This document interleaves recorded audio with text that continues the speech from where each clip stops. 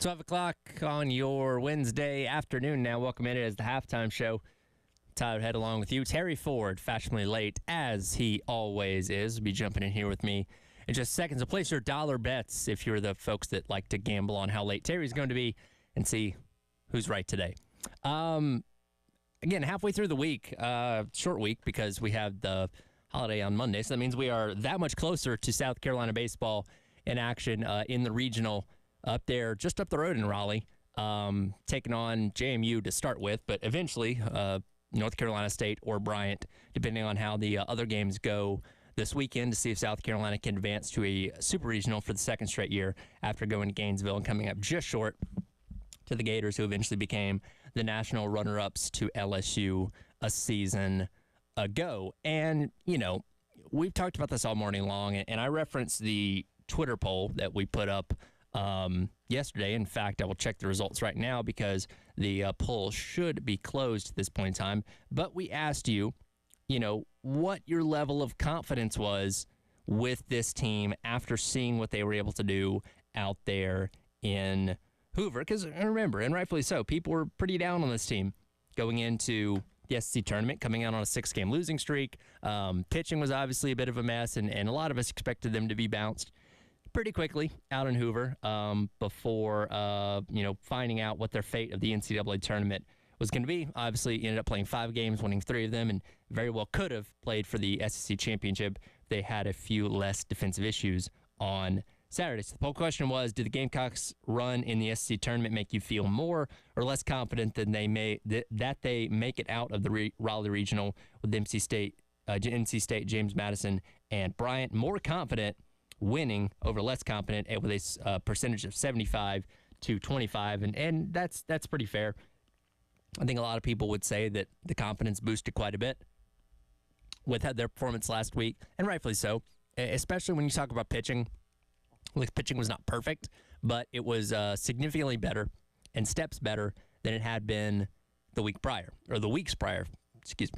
where really the only thing you could hang your hat on from a pitching standpoint through even going back to the Missouri series was really like Garrett Gainey's performance, which, we were rightfully, propping him up as the best pitcher on the staff at that point in time, and rightfully so, to where he was your only sure thing going into the SEC tournament.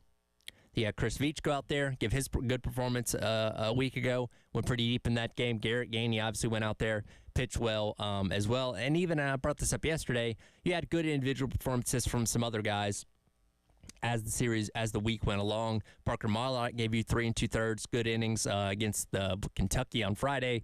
I know the numbers don't back it up. Roman Kimball gave you his best outing of the year on Saturday against LSU. The defense on the back end kind of let him down in that one, or else his numbers would have been a whole lot better. So you got some good individual performances that hopefully can roll over into this, regional series up the road in Raleigh. And in fact, Coach Kingston yesterday on the cocktail hour with Bill and Jay on Gamecocks Plus, we were lucky enough to get some of the audio from that, was asked what exactly he learned about his pitching staff from this past weekend as we get set to head in to the regional. The biggest thing we continue to learn pitching-wise is which guys are better out of the pen, which guys are better starting. Garrett Gainey, for example, has had flash moments of being great in both areas, but also, sometimes the longer his outing is, the more he just pitches and doesn't try to overthrow. And we've seen a couple times, in closing situations, he gets, if you probably notice, he gets pretty ramped up, and the velocity gets up there pretty good, and he kind of forgets sometimes because he's so intense and he's so competitive that, hey, just make a good pitch here, and maybe the better thing for him to do is to start him in a regional. So he's one of our best guys, clearly. It's just a matter of what's the best way to use him in a regional environment, because a regional environment is different than what Hoover was, where you've got to win 4 or 5 games to win that thing, which is different than a regular season weekend, because you winning 2 out of 3 in the SEC is a great weekend. So there's a lot of different moving parts there, and just getting the chance to see our guys in as many positions as possible gives us a better chance to kind of try to get it right as we go to a regional. And I think that's going to be one of the biggest questions going into this weekend is how do you use somebody like Garrett Gainey specifically? If you're not starting him in that first game, which you very well could, because, again, he's proven to be one of your best starters, especially here as of late, I think you're kind of using him in that we'll see what happens type of role, where if you have the chance to close out a game against James Madison on Friday night and use him in that role to get you into the advancing on to Saturday in the winner's bracket or winner side of the bracket, then you absolutely do that. But if you don't have to use him there, then maybe start him in game number 2 to give you a better start to that game. So I think he has the ability to be in that flexible role like we've seen him be used several times this year.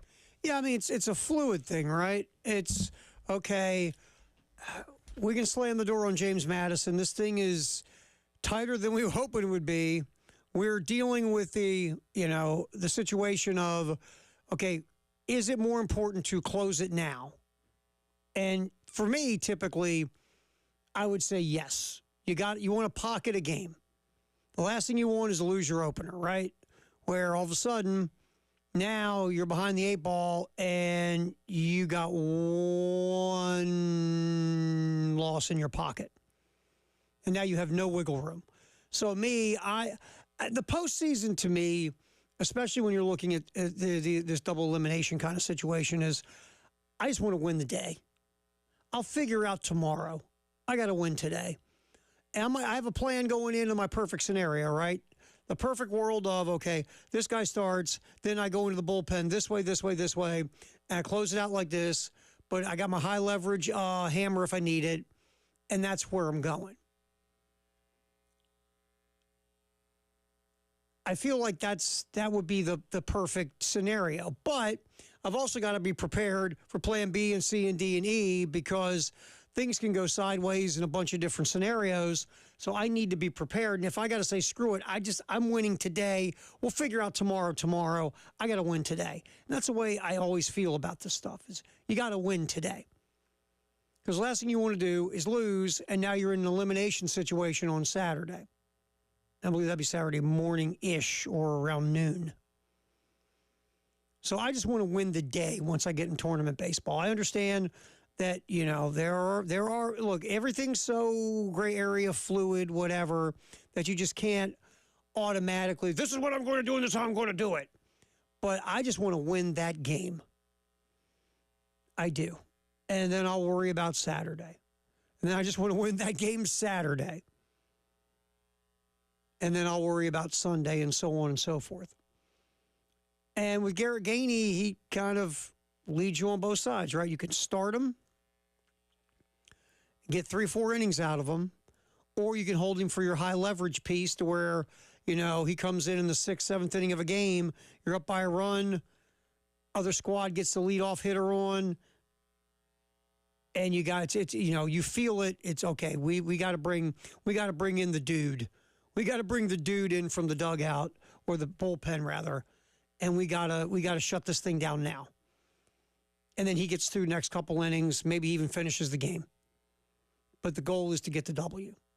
I think Garrett Gainey brings you a weapon kind of chess piece that you can use. I almost feel like starting him, and even though he is your best all-around pitcher, and you might have to start him based on the situation you're in, but I almost feel like he is so much more valuable as that high-leverage chess piece, whether it's like the scenario I just gave, or let's say, you've survived 6. You get to the 7th, leadoff hitter gets on, screw this. Let's bring in Gainey, maybe he can throw the last 3/4.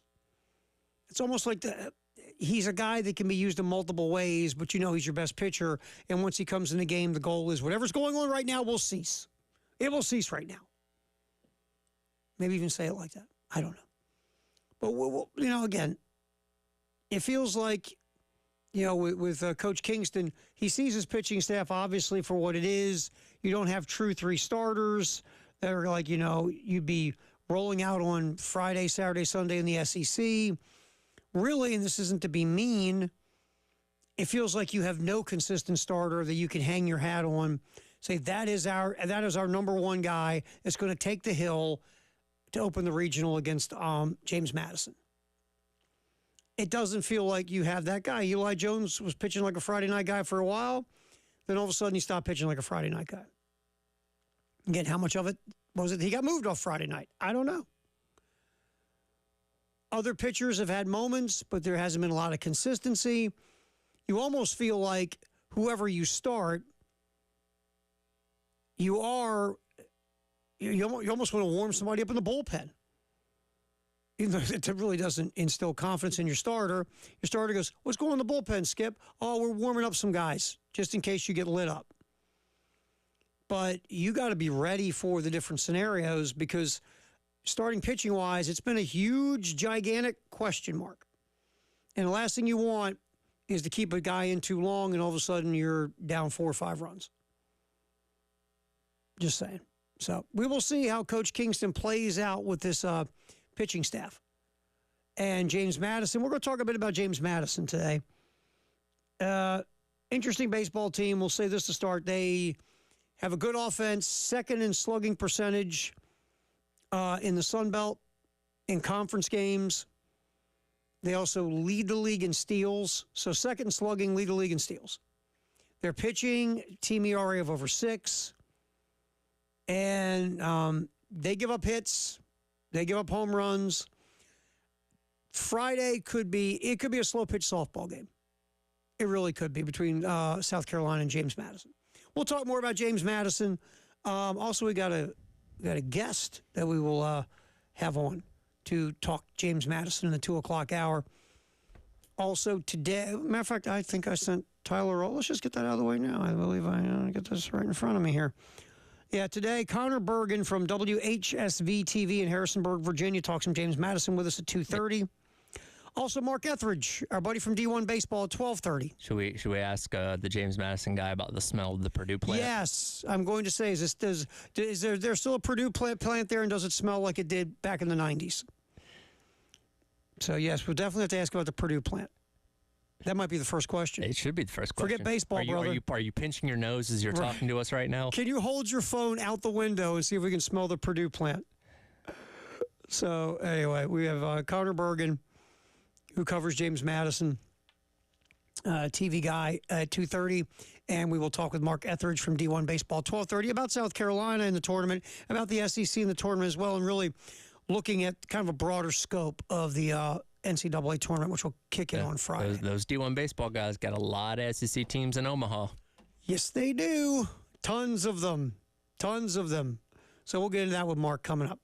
All right, we'll hear more from Coach Kingston when he was on the cocktail hour with Bill and Jay on Gamecocks Plus. We'll hear some of that next from the coach. We'll zero in on when do pitchers know their roles, things of that nature. Just kind of delve more into the pitching about it. Because, again, this is a pitching staff that has no true starters and really a couple guys that can close, but not a guy you look at and go, okay, you're definitely going to be the closer today. It's an interesting group. It is, and it's one of those things that, again, last week it worked. Mm-hmm. You were able to patch together, like, all right, we got through, won 3 games, played 5 games and all that kind of stuff.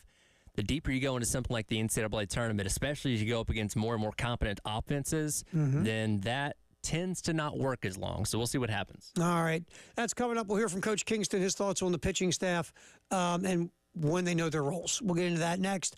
And, of course, again, bottom of the hour, we'll talk some NCAA tournament as well. Halftime show, Terry Ford, Tyler Head. We're rolling up until 3 here on the game.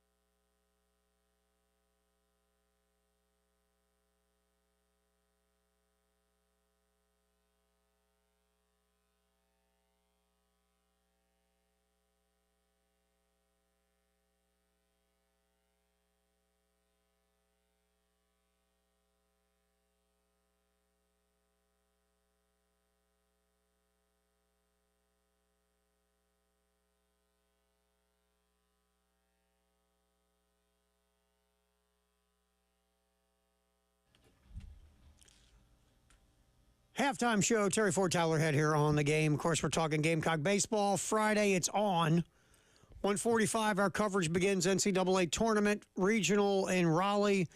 Gamecocks and James Madison, the Dukes. First time they've been in, by the way, since 2011. Right.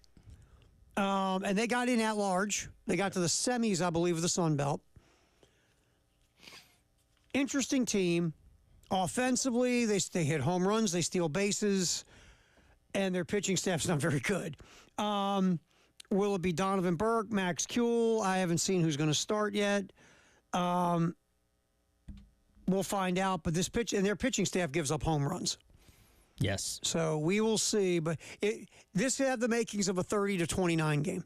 Well, we kind of saw that last week with both games against LSU that we knew were going to be high-scoring affairs, and they certainly lived up to that. Now, again, South Carolina's defensive mistakes certainly added to that from LSU's end, so hopefully not going to have those same issues against James Madison, because it's one of those things that you, again, can't afford to give up runs for a team that's already probably going to score quite a few. Yeah, so we'll talk, like I said, we'll find out more about James Madison at 2:30 with Connor Bergen will jump in with us, talk some Dukes, and we'll find out about that smell from the Purdue plant. We'll make sure that might be the opening question. Forget baseball. Well, here's the thing. It's one of those things that it's like, if you're in a place with a really bad smell, and after like 15, 20 minutes, you don't smell it anymore because your nose adjusts to it. Oh, sure. Where you're not even aware. Yeah. Maybe he's not the best person to ask because he's just there all the time, so he's used to it. Right. I mean, his sense of smell might have been might have corroded. Here's the thing. He may be like, oh, it smells fine. You go drive through there, you're like, it does not smell fine. Oh, my God, there's no fine smell here at all. That is even worse than I remember. Right. Exactly. All right, so Coach Kingston on the cocktail hour with Jay and Bill yesterday on Gamecocks Plus, talking about, we've been discussing the pitching. And Mark was asked about when do pitchers know their roles? Like, do you tell them, do you tell them before the game, okay, here's where we got you slotted for today? Or do you say, look, here's what we think, but it gets fluid? Here's Coach Kingston answering that question. And when you have a pitching staff, guys know their starters, guys know that's the closer, guys know that's the setup man, and here's the middle relievers. This pitching staff's been a little bit unique, and it's offered some challenges of, okay, this week, this guy's a starter, but it might be a 3-inning stint in case we want to bring him back on Tuesday. Right. Or Garrett Gainey may be a closer on Friday, and if that's the case, then he won't start the rest of the weekend, and we'll bring him back on Sunday out of the bullpen again. Or you don't use him on Friday, and he's going to start on Saturday, because you either want 2 short stints out of a guy like that or 1 long start. And so that's kind of where we are as a staff. So the guys know they have some roles, but they also know be ready to be flexible. What's interesting about what he just said, like you want, and I totally get it, you want 2 short stints or 1 long stint. I don't know if any of these pitchers truly have long stints in them at this point. I mean, besides Chris Veach's 5 2/3, we haven't seen guys who go with any length for a long time. I don't think you can go into this weekend planning on somebody to give you a long stint, but very much like you said about Chris Veach, if it's rolling, you let it roll. Let it roll. If he gives you 5 2/3 or 6 innings, great. That's 1 less arm that you have to use for that game at least. You just got to kind of play it by ear. But no, I don't think there's anybody you can definitively say, all right, you got to go out there and give us 4 or 5 innings, and then we'll figure it out from there. It's like, no. Or if you go out there and you're struggling after 2, we're going to pull you, put somebody else in, and that's kind of been the MO really this entire season for the most part. And you hate that that's how you have to approach a postseason, but if it works, it works. Well, it's got to be your MO on steroids now, right? Sure. Because, I mean, we were, again, like I said in the first segment, you have a plan, but you also have to understand that you might need plan F. Well, everybody has a plan until they get punched in the face. Exactly. That great philosopher, Mike Tyson. Like, all right, well, we just gave up 5 runs in the first inning. Probably should switch this guy out. Or you might not make it out of the first inning if it's 2-0 and 2 guys are on. Maybe so. Which we've seen more than a few times this year. Right. So you really don't have any starters that give you consistent performances or length or anything. You kind of shuffled around the closer spot because your closer might be your best starter. It's an interesting pitching staff. And again, I go back to what we talked about with Garrett Gainey in that first segment. Do you go ahead and throw him out there as your game 1 starter, given the fact that he's been your most consistent guy as of late, or do you want the possibility of having him for 2 save scenarios over the course of the weekend? I'll be honest with you.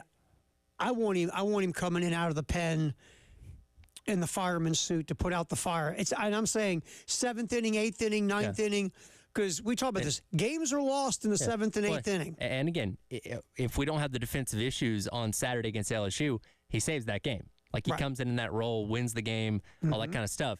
That seems to be where he's best. Very good in the starting role as well.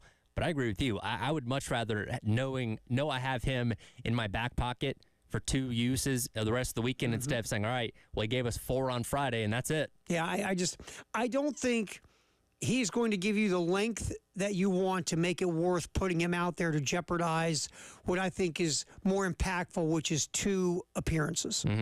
That's just me. I think he's more valuable in the 2 short appearances. Has Veach done enough to maybe earn you that starting role on Friday and see what happens from there? And right now, look, no role is like Veach. Veach has been a bullpen guy, but right now he threw you 5 2/3, which is longer than your starters. Yep. So maybe you look at Veach and go, hey, dude, start, and let's see where it goes. Roman Kimball, who, again, while the numbers don't look great, that goes on the defense more than anything else. He realistically gave you 4 innings against LSU on Saturday. 4 very good It should have been innings. 4 scoreless. And again, he's a guy that has been in the starting role all season long and struggled up until then. Do you throw him out there and say, okay, let's see what happens, and if we need to go to the bullpen early, we'll go to the bullpen early? A lot of possibilities on the table. And, It's crazy. It's craziness. I imagine Kingston and Matt Williams are playing out every scenario this week until we get into the game on Friday. And again, 1:45 pregame Friday, 2 o'clock first pitch from Raleigh as the Gamecocks take on the Dukes of James Madison. If South Carolina wins, they'll play 5:45 Saturday. If they lose, it's 11:45 a.m. Their coverage gets started Saturday. And very similarly to the SEC tournament, you don't have a set number of games that you're going to be playing this weekend, so it's not as easy as saying, all right, we're going to throw out Veach on Friday, then TBA for the other 2 games. You could be playing as many as 5 games this weekend. You just don't know. Yeah, you just have to win the day. Yeah. You can't overcomplicate this thing. You can't overthink this thing. With this pitching staff you have. Or 4 games, I guess. Yeah, 4. Yeah, 4. Your goal is to get a W that day and move on to the next day. Yep. Don't overthink it. That's the way I look at it.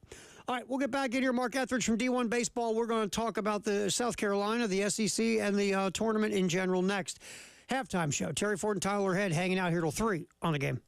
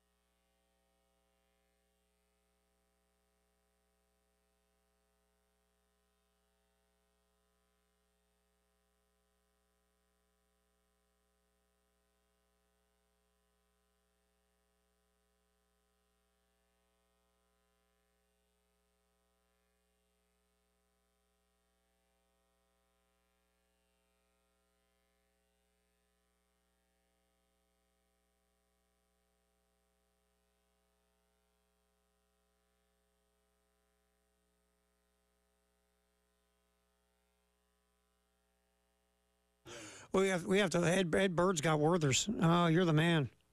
You are the man. Alrighty, my new favorite guy, Ed Bird, with the Worthens. You know, it's one of those things, like, I never go out of my way to buy them at the store, but anytime I eat one, usually from Ed, I'm like, this thing's pretty good. They're so good, man. These Werther originals. Oh, man. Let's get Mark Etheridge in here, D1 Baseball. Sorry, Mark, we're drooling over the Werther original candies. There you go. Takes me back to my childhood. I know, right? Yep, exactly. We got one of our guys here who loves them, right? And he brings them in.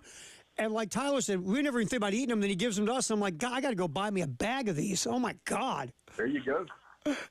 Mark. All of a sudden, you're 10 years old again. Right. Oh, absolutely. Absolutely. Mark Etheridge with us from D1 Baseball. We appreciate you, Mark. We know you're massively busy this week, so thanks for your time. We appreciate it, pal. Yep.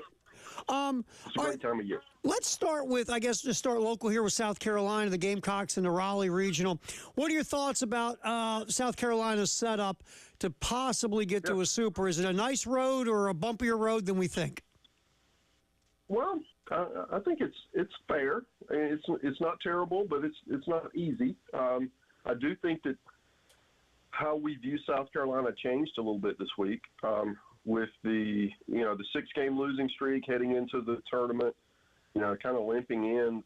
If they would have dropped that first game, we would have really been wondering about, one, would they get in, and two, if they did, what kind of mindset would they have? But boy, with the run the way they played in Hoover, especially offensively, with what Cole Messina did, I mean, and it wasn't just him, although he sucked out all the airtime. That was a really potent offense.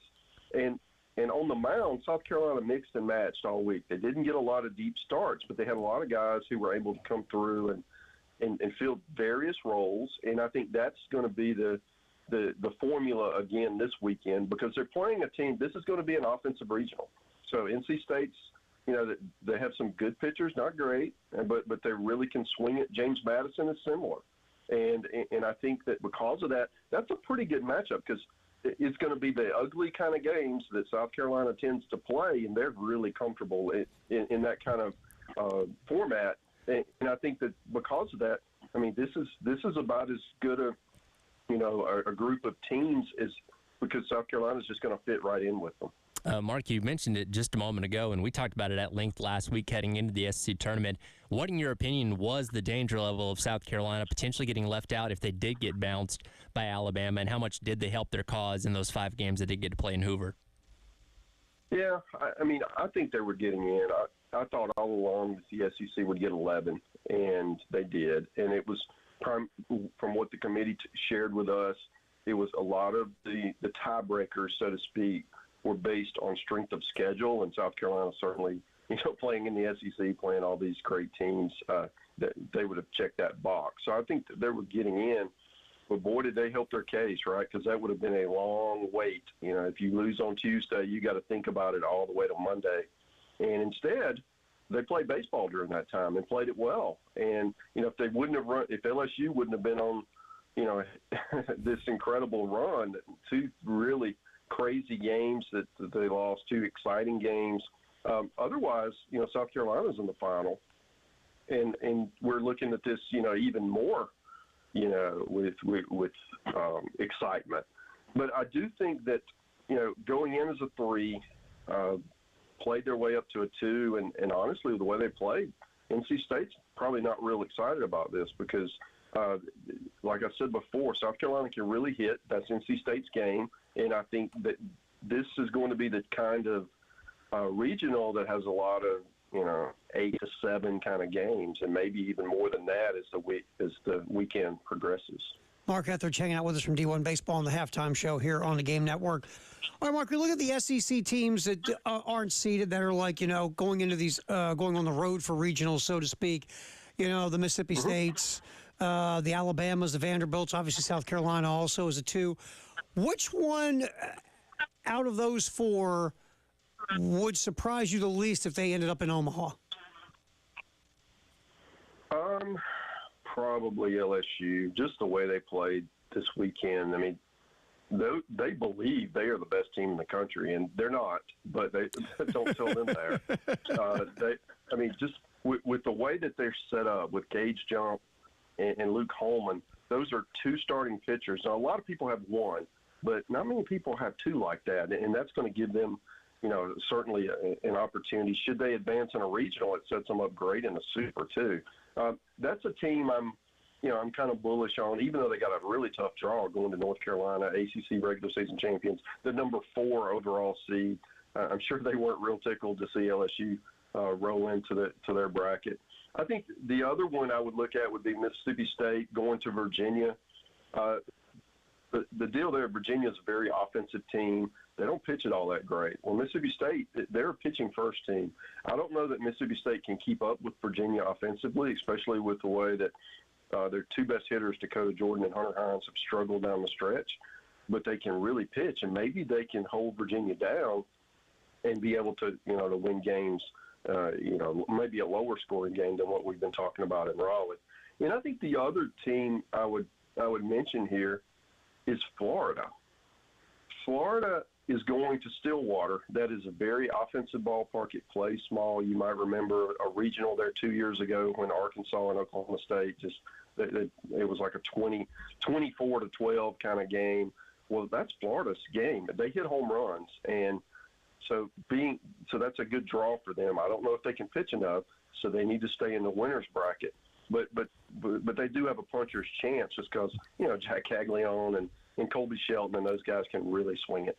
Speaking of Florida, a lot of controversy on them getting that 11th spot of an SEC team in the NCAA tournament, which is a record, but some teams, including one locally here, the College of Charleston, getting left out. What do you make of the conversation that's come away from that with Florida getting in over a team like that? Yeah, it came down to strength of schedule, or according to the committee. I mean, Florida had the number 1 overall strength of schedule. And also, as conferences have gotten larger, you play unbalanced schedules, and it's even going to be more drastic, with Texas and Oklahoma joining the SEC next year. And Florida had the toughest intra-conference strength of schedule, right? So they played all 6 of the best SEC teams. They were the only team to do that, and they won all 6. And they split those games, going 9-9. So it demonstrated that that they can win those games against the best teams in the country. And I think certainly they lost a bunch. They had well-documented struggles in midweek, and that was the knock on them. But that's where the committee went down. As far as Charleston, I was a bit surprised. I mean, certainly winning the CAA, which was good this year. They won the series over Wilmington, who won the automatic bid. They also, finished ahead of them in the standings. And Wilmington got a 2 seed, right? And Charleston doesn't even get in. So I do think that that's if you're Chad Holbrook, you got to just be gutted over this, because they had the best team they've had in a long time. They were really close to getting in, probably had the resume to get in, but instead the non-conference strength of schedule wasn't very strong, and I think that's what did them in. Mark Etheridge, D1 Baseball, hanging out with us here on the halftime show on the game. Last thing for you, Mark. Let's open it up to the entire tournament. Which seeded teams, one, do you think got the best draw, and who got a really tough draw? I would say Kentucky got a pretty tough draw, getting Indiana State as the 2. Also got Illinois, who won the regular season Big Ten champ. Big Ten was the 4th-rated RPI conference this year. Indiana State was a team we felt had a great chance to host. Not only did they not host, they get sent to the number 2 overall seed, Kentucky. Tennessee, getting Southern Miss as a 2 seed is certainly not something you'd think about for the number 1 overall seed. Southern Miss has won 14 out of 15 games. There's probably no one hotter than they are right now, and that's who Tennessee drew. On the other side of that, the softer or the easier draws, I really like where Georgia is. Getting Wilmington as the 2, nothing against Wilmington, but that would be, we had them a 3 seed, so certainly one of the lower 2s. And then Georgia Tech, who's talented, really offensive club, but doesn't have a lot of pitching. Well, if you don't have a lot of pitching, Georgia is not the team you want to face. So I like Georgia's, opportunity to come out of that and win a regional for the first time in, a decade. Mark Etheridge, D1 Baseball. Again, I know you got a few things going on this week, so we really appreciate you jumping on and talking some baseball with us. Thanks, man. Absolutely, guys. Enjoy the games. All right. You too. We'll see you now. as Mark Etheridge, D1 baseball. Georgia. I was gonna say their regional matchup does look pretty favorable. Yep. I will say, and South Carolina gets through this regional. Guess which one you're matched up Athens. with? Yep. Athens. Yes, they do. Yes, they do. All right, we'll jump back in here. Our Firehouse Subtext, the hour at 803-404-6100 is coming up next. Terry Ford, Tyler Head. It's a halftime show. We're rolling till 3 here on the game in Columbia, Florence, and Myrtle Beach.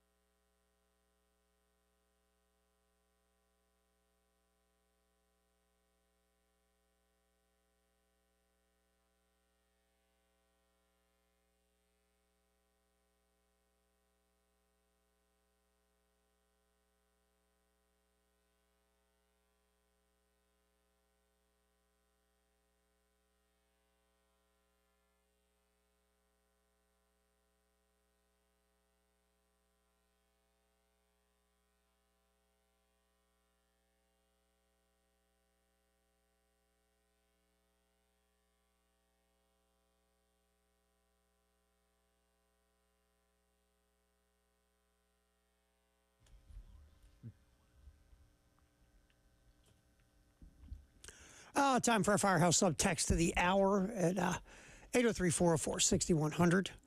What do you got there, Tyler? Head off the old text line. Yeah, so Clemson Wayne actually weighs in and says, I'd much rather have y'all's regional than ours. They get Vanderbilt, Coastal Carolina, and High Point. Coastal being kind of the sneaky team of that. I was reading through, Mark Etheridge and some of those other guys, thoughts on the regionals ahead of it this weekend, and a lot of them have Coastal Carolina as kind of that sneaky team, very good on offense that could surprise some people this weekend. And there's that whole sentimental deal, too. That's right. So with Gilmore, it's his last rodeo. So, yeah, it'll be interesting. Well, Clemson, and remember the thought was that South Carolina could end up in Clemson's region. Yeah, absolutely. And that's kind of where they're projected as a 3 seed going into the SEC tournament. Obviously help themselves by playing into, you're still going to someone else's ballpark, but NC State is the 10 seed instead of the 6 seed. So you technically have a easier draw, so to speak. Mm-hmm. I mean, look, Vandy's a weird team. They can pitch. They've had trouble hitting all year, but they don't have that pitching they've had in the past. Right. So there's a reason they're sitting in a 2 seed, and they help themselves, remember, at the end of the year and in the SEC tournament. For sure, and very much like LSU, they're just one of those teams that they've just been there before. Mm-hmm. And again, has this year been exactly what Vanderbilt baseball's standard typically is? No, but I'd hate to see them in a tournament setting. Well, because, like you said, I mean, you've got a coach who is one of the best in the game, if not one of the X amount of best ever. So, and teams like that with those kind of cultures, to your point, how many times have we seen it? Well, we go college basketball. I mean, Michigan State under Tom Izzo. How many years have they been, they get in the tournament, all of a sudden you look up and they're in the Elite Eight. That's their natural habitat. Right, they're just thrive. Used to it. Yeah, the LSU the same way. Look at them in the last week. Right, so, yeah, you don't want to see an LSU or a Vanderbilt because they just think, yeah, we might not be as good as usual, but we're still better than you in the tournament. I was going to say, there's some of those programs that could sleepwalk through the regular season just as long as they make the tournament, and boom, jump in there, and they're one of the final 8 teams in Omaha. So I'm with you, Texter, there. You're looking at you, no, not Vanderbilt. And then again, Coastal, they've got that storyline that you don't want to get near. Yep. With Coach Gilmore making a storybook run through the regional. You don't want all that. And, you have a... Why don't you play this now? It's a nice little segue. Cut 9 on our little list for today. This is Eric Bakich, the head coach at Clemson, baseball coach, with a very interesting thought when people bring up the fact that Clemson hasn't been to Omaha in over a decade. Yeah, everyone wants to talk about that, and the people who bring that up over and over and over and over and over again, those are called Gamecocks. Those aren't Clemson fans. That's South Carolina's fan base that love to troll. So whatever. I mean, they've got bragging rights because of what they accomplished a decade ago, and that's fine. And we have to go out and do it. But if you're going to start looking in history books, then go back to the mid '90s. In the early 2000s in the Coach Leggett heyday. Go back to Coach Wilhelm's days. This is a blue blood program with plenty of rich history and tradition. And, if Clemson baseball truly is back, then we've got to go out and earn it on the field. Well, first, I always love this. And maybe, it's not just Clemson. It's a lot of places do. Our fans would never say that. Of course not. Our fans would never be negative. Our fans... so what if we've been to 12 College World Series and we haven't been to one since 2010? Our fans would never, ever, ever hate on us because they're not haters. They're not bandwagon jumpers. They're truly with us through thick and thin, our fans. Okay, Coach, whatever. Let's just be honest here. When you're used to something, and Clemson, we looked it up today, you and I. They've been to Omaha 12 times. 6 from Leggett, 6 from Wilhelm, right? Right. But they haven't been in over a decade. Just like South Carolina, by the way, hasn't been in over a decade now. Sure. Well, so when you haven't been in over a decade, your fan base goes like this. Hey, bub. And why look, already, if they're so loving, why is Imani Lee the head coach at Clemson? Because he couldn't get him to Omaha. Thank you. Well, and in his argument, it's in a way he's kind of saying, well, we've lowered the standards of what our fans expect because they're not the ones that are demanding this. They're not the ones bringing up the fact we haven't been in Omaha since 2010. It's those Gamecock trolls. Because guess what? Gamecock fans have that low expectation. They haven't been in 12 years. Right. And people are ready to get rid of Mark Kingston if they make anything less than Omaha this year. Right. Because that's what the standard of South Carolina is. And that's the way there's a portion of the fan base like, look, you got, at some point, Bob, we got to end up in Omaha. Right. And so don't tell me that everybody who says that to you is a Gamecock fan. Stop. I'll say, let me peruse those message boards and see if that's true or not. When Bill and Preston do Message Board Mania later this week, go jump on those Clemson message boards. I guarantee it's nothing but hugs and kisses and love. Yeah. Hey, if you never get to Omaha again, it's okay. I was going to say, let's let him get bounced this weekend by High Point University, and let's check the temperature of the fan base after that. It'll just be those Gamecocks that are doing it. But the flip side of this, what do Clemson fans do? Talk about Clemson football to Gamecock fans. And they have every right to, because they've won national championships. They've been in the college football playoff. They have that advantage. Right. Just like Gamecock baseball fans can go, we've won this, man. We've won this a couple times. What do you got? Just exactly. That's sports. Yes, it's sports. It's fandom. So Eric, really? But here's the sad part. There's a part of your fan base that plays that agenda anywhere. Right. Yeah, we'd never be negative. Yeah, you would. We'd never hate on our own team. Yeah, you would. Those are the same people that before NIL became a thing, like, well, we've never done anything under the table. We're going about this the right and holy way. It's those other programs that are cheating. Sure. Everybody cheats, but our guys. That's right. Our guys never cheat. Okay. All righty.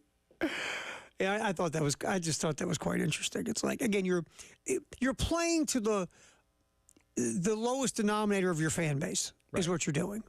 And and again, because you're going, well, our fans, and plus what you're doing is you're like trying to manipulate the narrative of your fans. Yep. Our fans would never be negative, so if they're negative, well, no, our fans would never be negative. It's only those bleeping Gamecock fans who are trolling us. Our fans would never do that. Okay. Sure. And by the way, how were those great fans when Clemson was struggling in football last year and Dabo was on radio shows screaming and yelling about you? Well, Tyler from Spartanburg. I was going to say, I disguised myself as one of those fans and infiltrated his radio show. Because Tyler from Spartanburg couldn't be a real Clemson fan because he was being negative. No, he can't. No Clemson fans ever negative to Clemson sports. He should appreciate what's happened in the past and be okay with 8-4. Yeah, it makes sense now that it was you because it had to be someone from Columbia, a troll. I did think about calling in the next week as Tyler from Spartanburg just to see what would happen. Oh, God.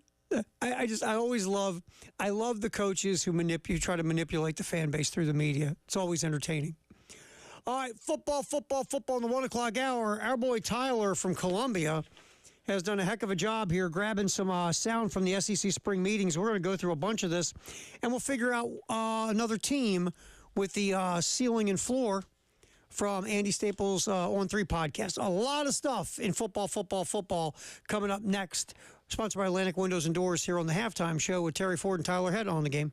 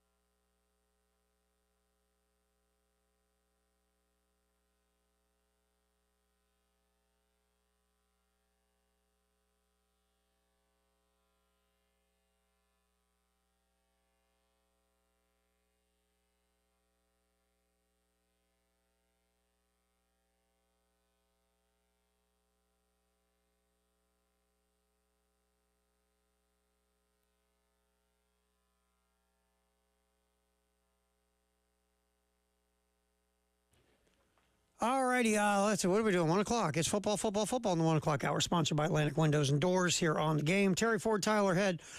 Once again, Tyler doing a fine job of digging up some sound from the SEC spring meetings that are going on. And we'll start off with, look, the top 3 topics in the SEC are what's going to happen with Kalen DeBoer at Alabama, what's going to happen to Kalen DeBoer at Alabama, and what's going to happen with Kalen DeBoer at Alabama. Pretty much. Yeah. So let's hear from Kalen DeBoer, the new head coach at Alabama. Let's start off adjusting to his new role. Cut 2, Tyler. Yeah, I think it's all about being excited to be here because of what this program's accomplished over not just Coach Saban's time in the last 17 years, but over many decades, and the great coaches, the great players and staffs that have been a part of this, these great teams, and just building on it.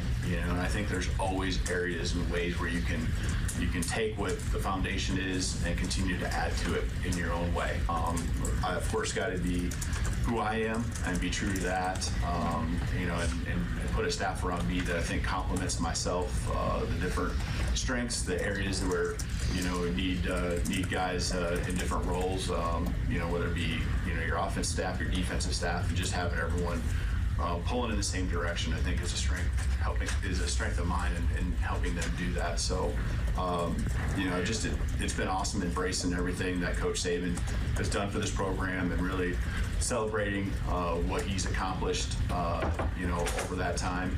And I know we have a full roster of players that were recruited specifically, yes, to come to Alabama, but also to play for Coach Saban as their head coach. And so, I understand that fully as well. And I want to make sure that connection is always there and that they always feel like they can reach out to the coach that recruited them, at the beginning. And also that Coach Saban knows he's always got an open door to the program as well. I referred to it a few different times. This is our program. When I say ours, it's all those people that have been a part of it for many years. And that, of course, includes Coach Saban. Right answer, Kalen DeBoer. That's what whether you mean it, whether you believe it, it doesn't matter. You can go home with the wife and go, yeah, I got to say that crap about our program again. Sure. But that's what you need to say, and you need to honestly follow it up with doing it. Watching his presser yesterday at SEC Media Days, it really struck me, and I guess I shouldn't be surprised by this, just like how dynamically different he is than Nick Saban. Just even when it comes to talking to the media, very, very energetic, very spry, smiling a lot. Like Saban didn't do those kind of things. He was very matter of fact to the point, got angry a lot. That was kind of his way. And when you kind of watch the way that they coach as well, and what we've seen of Kalen DeBoer in spring practice at Alabama, spring game, and all that kind of stuff, very, very different. The Nick Saban, not saying that can't work, and he's obviously very successful getting Washington all the way to the national championship game this past year, but it is definitely a different era and a different regime at Alabama that it's weird that it's still kind of slowly setting in, and when they finally kick off in the fall, like, wait a minute, Nick Saban's not on the sidelines. It's really going to hit us then. But, like, it's those little things that really stick out to me. Like, man, this guy is a way different character and personality than Nick Saban is. And, again, that doesn't mean he's not going to be successful. It's just very much a shift from what they've been used to. Isn't it part of us, we sit around going, okay, at some point, Nick's going to show up on the practice field with his fedora on and a whistle and his bike shorts and go, you know what? I just couldn't stay away. Screw it. Hey, Kalen, no offense. I got to take my team back. Let me ask you this. So he talks about, hey, Nick Saban's always got an open door. Nick Saban, always has a presence in this program, and I can, bug him if I need him and that kind of stuff. I understand the sentiment, but at the same time, don't you need to really kind of put the fence up like, no, this is my thing now? I see where you're going, but I think about some of the past guys who replaced icons. I think you have to, again, this is a balance. You have to make it your own because you can't be like Nick Saban Jr., right? Right. But you can't also, like, scrub the place like he never existed. Well, I don't mean scrub the place like it never existed necessarily, but maybe, I don't know, keep him at arm's length, if that makes sense. I think you need to, but let's put it this way, right? If Nick was showing up every day, like following you around the practice field and stuff like that, you probably go, hey, Coach, can we talk? But I think you leave the door open because these players were recruited by Saban. True. And he is a obviously, to me, the greatest coach in the history of college football. Right. And he might be a guy during the season. You might have to actually to send a text message. Hey, bro, can we talk for a few minutes? I need to dig into the knowledge bank. Right. So I think it's a dance, right? Sure. You want to continue to welcome him into the program, but you have to make it your own program at the same time. By the way, Tyler, that's why this is so hard. It is. To replace icons. You don't want to seem like the puppet head, like, oh, well, he's technically our head coach, but Nick Saban's still back there pulling the strings or something along those lines. Like, you do have to put your foot down and say, no, this is my program now, but also balancing like, hey, I don't mind you coming in here, talking to the team. These were your recruits at the end of the day and all that kind of stuff. So I don't envy Kalen DeBoer in a lot of ways. I certainly don't envy having to balance that. It is. It's just such a tough balance. I think about, for the example, when Dean Smith left North Carolina, remember his lieutenant, Bill Guthridge, took over for a few years. And then Guthridge, and that really Dean Smith kind of did a solid to his longtime guy, right? Right. But then when it was time for Guthridge to step away, they hired Matt Doherty because they couldn't get Roy Williams from Kansas. Right. And Doherty went hardcore. My program, Matt Doherty, it's mine. Dean Smith, yeah, Doherty, me, I'm the guy, I'm in charge, and basically alienated Dean Smith in a lot of his actions. And it didn't work. It went awful. I mean, Doherty recruited great, handed Roy Williams the material to go win a national title, but Doherty, cratered the program. And by the way, Dean Smith was no help because Doherty basically pushed him too far away. So there's that mix of, it's my program, I'm doing things different, we're not doing Nick stuff here. Hey, Coach Saban did it. No, I love Coach Saban, all due respect, we're doing it Kalen DeBoer's way. Right. And I'll be honest with you, no one's going to win at the level that Saban did. No. To even think that's just, we have to, give you a breathalyzer. But I think DeBoer will win. Everywhere Kalen DeBoer has won, you know who sits on his lap? Winning. Yeah. He's won everywhere. And he's a very good head football coach. He's going to win at Alabama. It's just the problem is they are so spoiled in Tuscaloosa now that if he only, Tyler, gets the college football playoff, let's say 2 of the next 4 years and wins no national title, it's going to be this. That's all? Hey, that's it? Yeah. Really? No, the level, and that's why you never want to be the guy that follows the guy. Right. Because the level of expectation is so ridiculously high that, and especially in an expanded college football playoff, I mean, they could realistically make the playoff every year for, let's say, the next 5 years. But if they're not, I don't know, if they don't pop 2 national championships in that time, people are going to be like, what the heck, man? This guy sucks. Yeah. I mean, right. so Nick Saban ended his tenure at Alabama with a 4-year stretch of not winning the national championship. They had never gone that long in his entire tenure between national championships. So now, and the fan base is already impatient to that degree. Mm-hmm. Now, if you add year number 5, 6, 7, 8 onto that, people are like, what's this guy's problem? Get rid What are we doing here? Then you know what? That's when we're going to be clamoring for Dabo Swinney. Get Dabo in here now. That's right. Get a Bama guy. Exactly. Get a Bama boy in here. But all this we just talked about for the last few minutes is why you don't follow the guy. Right. Let's get another Kalen DeBoer, the guy that followed the guy. DeBoer talking about adjusting to his new role as head football coach at Alabama. Understandably so too. You want to be the highest seed that you possibly can, and so every single game still to me is very important. It isn't just always about making the playoffs; it's about winning in the playoffs and winning the championship. And so everything that goes into that, matters when it comes to each and every game. So. I don't like to think that you have a little wiggle room because more teams are in the playoffs. I don't want us thinking that way. I want us thinking about every game, the significance of it, and how important it is to us, landing in a great spot, and getting a potential first round bye in the playoffs. And so that's to me, what we'll be attacking and what we'll be working for. Yeah, I mean, this is who you are. This is where you're at. You got to get in the playoff. They expect playoff every year at Alabama. And again, now with 12 teams getting in and potentially 14 and 16 in the next coming years, it shouldn't be that hard to get in. But there's a difference between being a regular in the semifinals and getting bounced in the first round. Like the level of expectation of what you do in the playoffs now changes. Yeah, because getting to the playoffs is like, yeah, dude, this is easy. Yeah, of course. Like you're Alabama. We should be booking tickets to. In fact, you shouldn't even be playing in the first round. You should have a bye more often than not in the minds of Alabama fans by winning the SEC. So we should already be booking our tickets to whatever bowl game we're going to get to go to, or 2 bowl games, I guess, if you make it through to the semifinals. And if you're getting bounced, if you're going on the road and getting bounced in the first round, that's a problem. Could you see being at home getting bounced? I think getting bounced on the road is worse because that implies you weren't good enough to get a higher seed to be at home. Yeah, that's true. So it's like, oh, we're going to go to, I don't know, Penn State, and we're going to lose in the first round of the playoffs, and then you're out. That wouldn't go well, I don't think. I don't think it would. No.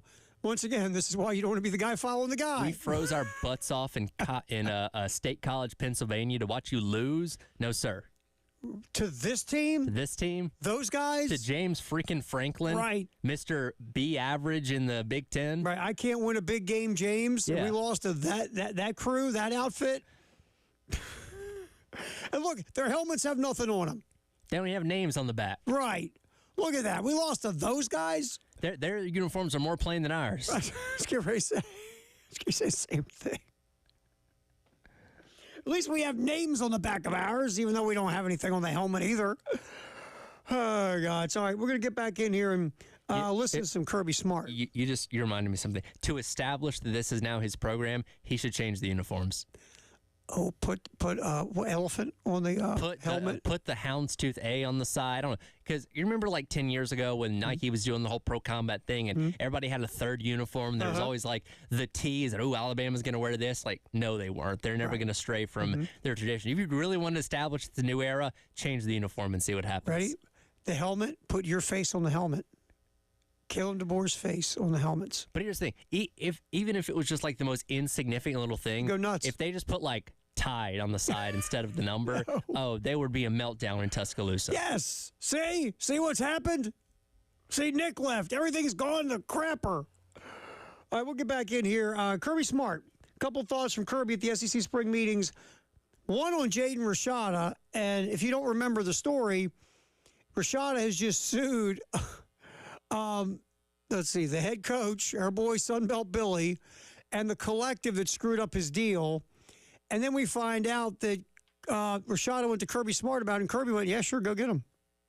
I'm with you. I'll support you all the way. You have my blessing. Yes, you do. This program's very proud of you. So yeah, you bleed dog. You've been here what, 2 days? You bleed dog. So we'll hear Kirby Smart's his thoughts on giving Rashada his blessing for that lawsuit, and also the new world that's the SEC. Kirby Smart sound coming up next. Football in the 1 o'clock hour here on the Halftime Show, sponsored by Atlantic Windows and Doors. It's Terry Ford and Tyler Head hanging with you here on the game.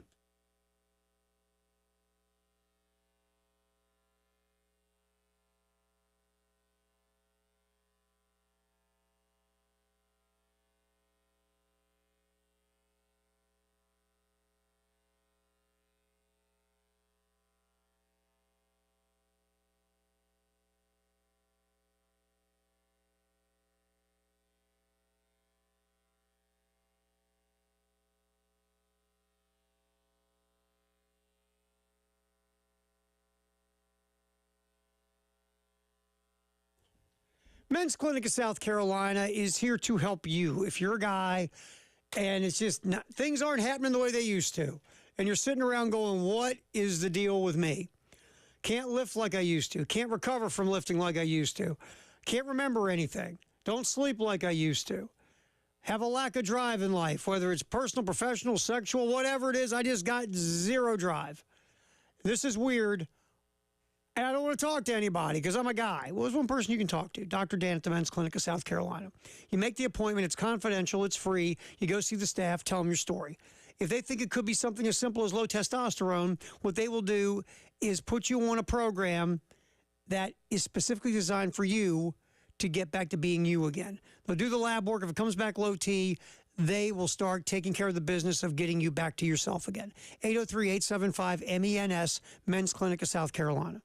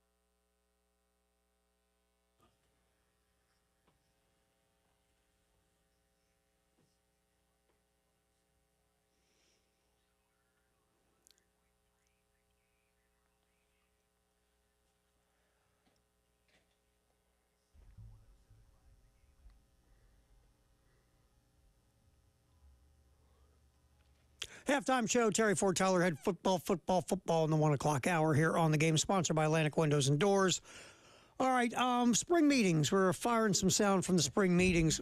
Tyler did such a nice job pulling earlier. Is this not a microcosm for how deep into college football we are, that we are anxiously awaiting to hear what coaches have to say at these meetings?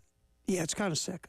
A little bit. It's kind of sick and twisted. Because it's kind of it's the last time we're going to hear from them until media days in July. Mm-hmm. So, most of these coaches aren't giving us insight into their teams this week. No. They're just answering general questions about the conference, the sport, and all that kind of stuff. But we're like, yes, please, anything. We'll take We it. just don't care.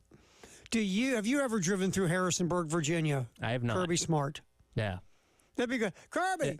Yeah, Terry from Game in Columbia. Quick question. You ever driven through Harrisonburg, Virginia? Smell the Purdue plant. Thoughts? I've never been up there. Well, see, he takes the Kirby copter everywhere. That's true. All right, here's Kirby. First of all, let's get, because this is good and juicy. Kirby Smart on giving Jaden Rashada his blessing for the lawsuit against Billy Napier and the Florida Collective Goofs. Say what you will. He told me the day before they decided to do the lawsuit, and I told him that'd be between his family and his attorneys. Not really I'm not involved in it. Georgia's not involved in it anyway. So, but Jaden is a good football player. We knew Jaden when he was coming out, and he's got a good body of work. He's had the ability to play, which is really critical at the quarterback position. He's actually played it, and very talented. So we're happy he's joining us and looking forward to working with him. I mean, look, it is true. At the beginning of that, we're having some fun with it with Kirby in Florida. But this has nothing to do with Florida. I mean, it has nothing to do with Georgia. Right. And it has nothing to do with Kirby. I mean, Jaden Rashada just went to him and said, look, I'm doing a lawsuit. And they're like, okay, go get him. Happens to be on the roster at Georgia now. If he was still at Arizona State, it would be the same thing. Like, hey, coach, I'm going to sue Florida, which, okay, go ahead. Or Have at it. Not sue Florida. I'm going to sue Billy Napier and those involved with the collective at Florida. And your coach would be, all right, thanks for letting me know. Because here's the thing. Jaden Rashada has a very good case. Oh, absolutely, Jaden Rashada does. And it shows you, again, the dirty underbelly of some of these collectives and the way these rules play out, that, you can't officially sign your NIL deal till you sign your letter of intent or your, what is it, student aid? What's the official thing for it? The financial aid agreement. Right. That officially means you're fully committed. Right. And then you can sign your NIL deal. Yes. Because remember, it's not pay for play. Excuse me a minute. At the time, it was not. Right. Now it is. Right. So that was the problem with all that, is he was being promised a bill of goods that they couldn't deliver. Well, and they knew they couldn't deliver. Right. And then it got to the point where they're saying, well, if you don't sign, you're not going to have scholarship available, which that in and of itself is a whole nother deal. Right. You know what I mean? Mm-hmm. And then they're saying, well, we're still going to get you $1 million. That never happened. Like, there's Billy Napier and these folks made a lot of mistakes. They were pulling the old bait and switch on Jaden Rashada, basically. Yes. So I think Jaden Rashada has a great case. And I'm rooting for Jaden Rashada because look, this happens. This just didn't happen to Rashada. This has happened to other people, not on obviously the level of millions of dollars. Right. But offers are made, and then they don't come through. And really, you're stuck because you signed that letter of intent. Not everybody's Jaden Rashada. And so you might sign it, and all of a sudden you're not getting what you thought you were going to get. And maybe you think you don't have another landing spot anywhere, or you believe that, and you don't try. Whatever the case, now they got you, right? Right. And to me, that's just not right. So I'm rooting for Jaden Rashada to win this thing huge. I really hope it works. And then that maybe will fix some other things that need to be buttoned up with this whole scenario. All right, here's Kirby Smart, too, on the SEC with Texas and Oklahoma coming in. Does Kirby say it gets tougher, or does he say screw those guys? Let's see. Let's find out. Yeah, it's extremely tough. I mean, the fact that they're in our conference, they're further away. They're a powerful football team. They're got a great state to recruit in. Both their coaching staffs are really good. Sark and Brent both have SEC kind of experience, and Brent being over in the ACC and playing at Clemson, he's played SEC teams kind of forever. So they both know the climate they're jumping into, and we think it makes our conference better. Our brand extends further west, and two tremendous programs. When you add those two in, it makes the scheduling, much tougher. Oh, yeah. The best conference in America just got better and tougher and everything, sure. And let's think about this, and I know we kind of went crazy with realignment this past year, so it's not necessarily the case anymore, but historically speaking, rarely do you transfer to a new conference, then immediately be able to come in and contend for that conference championship as well as a national championship. Now, Oklahoma, a little bit of a question mark, but there's no doubt that Texas is coming in here with a shot at being one of the best teams in the SEC and a realistic shot at being a team contending for the national championship at season's end in its first year in the conference. It's interesting because both teams won double-digit games, Oklahoma and Texas last year. Oklahoma beat Texas last year. Oklahoma beats Texas in the State Fair game. They kind of hiccup near the end and opens the door. They shouldn't have lost that Oklahoma Bedlam. State. Yep. Just, God. I have no dog in the fight in that typically. I don't care. I just want to see a good game, a fun game. But after all the whining by Mike Gundy and the Oklahoma State people. And see, now Gundy has forever bragging rights being able to win the last one. Right. Like I said, I rarely root in that game. There have been times I've rooted for Oklahoma State because I always feel like they're the ugly, redheaded, toothless stepchild of Oklahoma in the state the state. Which they are. Which they are, by the way. The redhead stepchild with a mullet. Yeah, there's no doubt. Look like Joe Dirt with red hair. Yeah. Fair? Essentially, yes. And so there are times I've actually rooted for Oklahoma State, but this last one, after all that belly aching by Gundy and the Oklahoma State people, I was hoping Oklahoma was going to boat race them. I really was. It's this whole narrative, we can't play the game anymore. Why can't you? You can. Just schedule it. It's easy. Look around. Just do it. Others at Clemson, South Carolina play. Texas and Texas A&M are now rekindling the rivalry, which, yes, they're in the same conference, but, I mean, Southern Cal's still playing Notre Dame. They're going to the Big Ten. Just do it. You can find a way to make this happen. You don't want to make this happen. Right, because you're hurt. They left us here. They left us in the Big 12 because Mike Gundy wouldn't have gone to the SEC. Oklahoma State, no way they would have gone. No, without a doubt. Absolutely not. Me and my mullet are staying in the Big 12 to get less money. You are the less attractive girl at the dance. Yeah. And you're mad that the popular guy asked your sister to dance instead of you. Yep. And your sister's a lot hotter. Pretty much. Oh, well. Oh, don't worry. she doesn't have a mullet. Don't worry, Oklahoma State. There's a guy out there for you. Yeah. Well, I don't know. If your sister has a mullet, I don't know, Tyler. Those were popular in the 80s, right? No, girl. No. I'm trying to think of mullet-haired girls. Hey, I've seen it. I don't think they got dates easy, Tyler. Probably not. All right. Oh, man. And with Oklahoma, look, they got to retool the offensive line. Jackson Arnold's going to start. You really don't know. He was a mixed bag in the bowl game. Made some really good throws, made some really bad throws. We'll see. The defense should be better than it's been the first couple years under Venables. We'll find Texas lost a lot from college football playoff team, so we'll see. But these two are coming in. They're both Texas definitely on an uptick. Oklahoma seems to be getting the ship back in the right direction. And that creates a tough situation for a team like South Carolina that's kind of been fledgling in that middle ground for a lot of, for several years, basically for the past decade. Two teams coming in their first year in the SEC, theoretically stepping ahead of you in line. Well, that mid-level of the SEC, South Carolina jumped up in the Spurrier years and averaged 10 wins a season.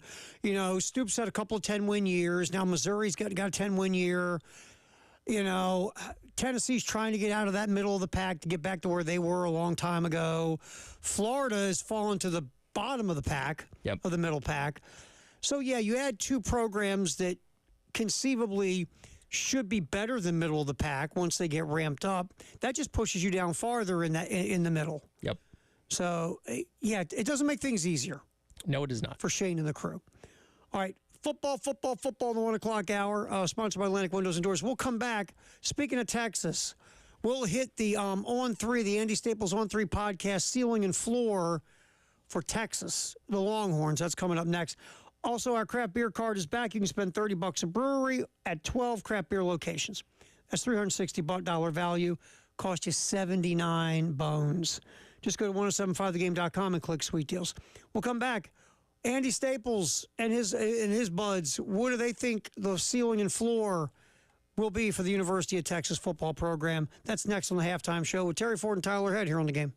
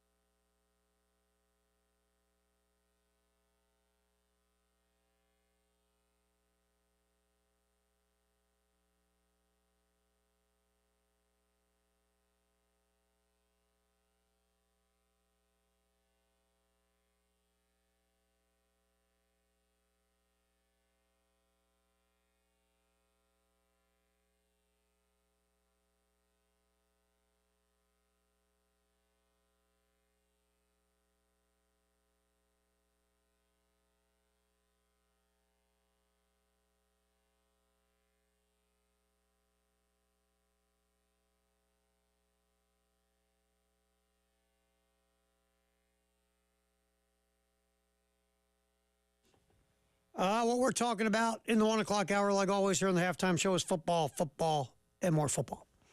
Terry Ford, Tyler Head, glad you could be hanging. Of course, later on this week, the NCAA baseball tournament gets cooking here on the Game in Columbia and Myrtle Beach.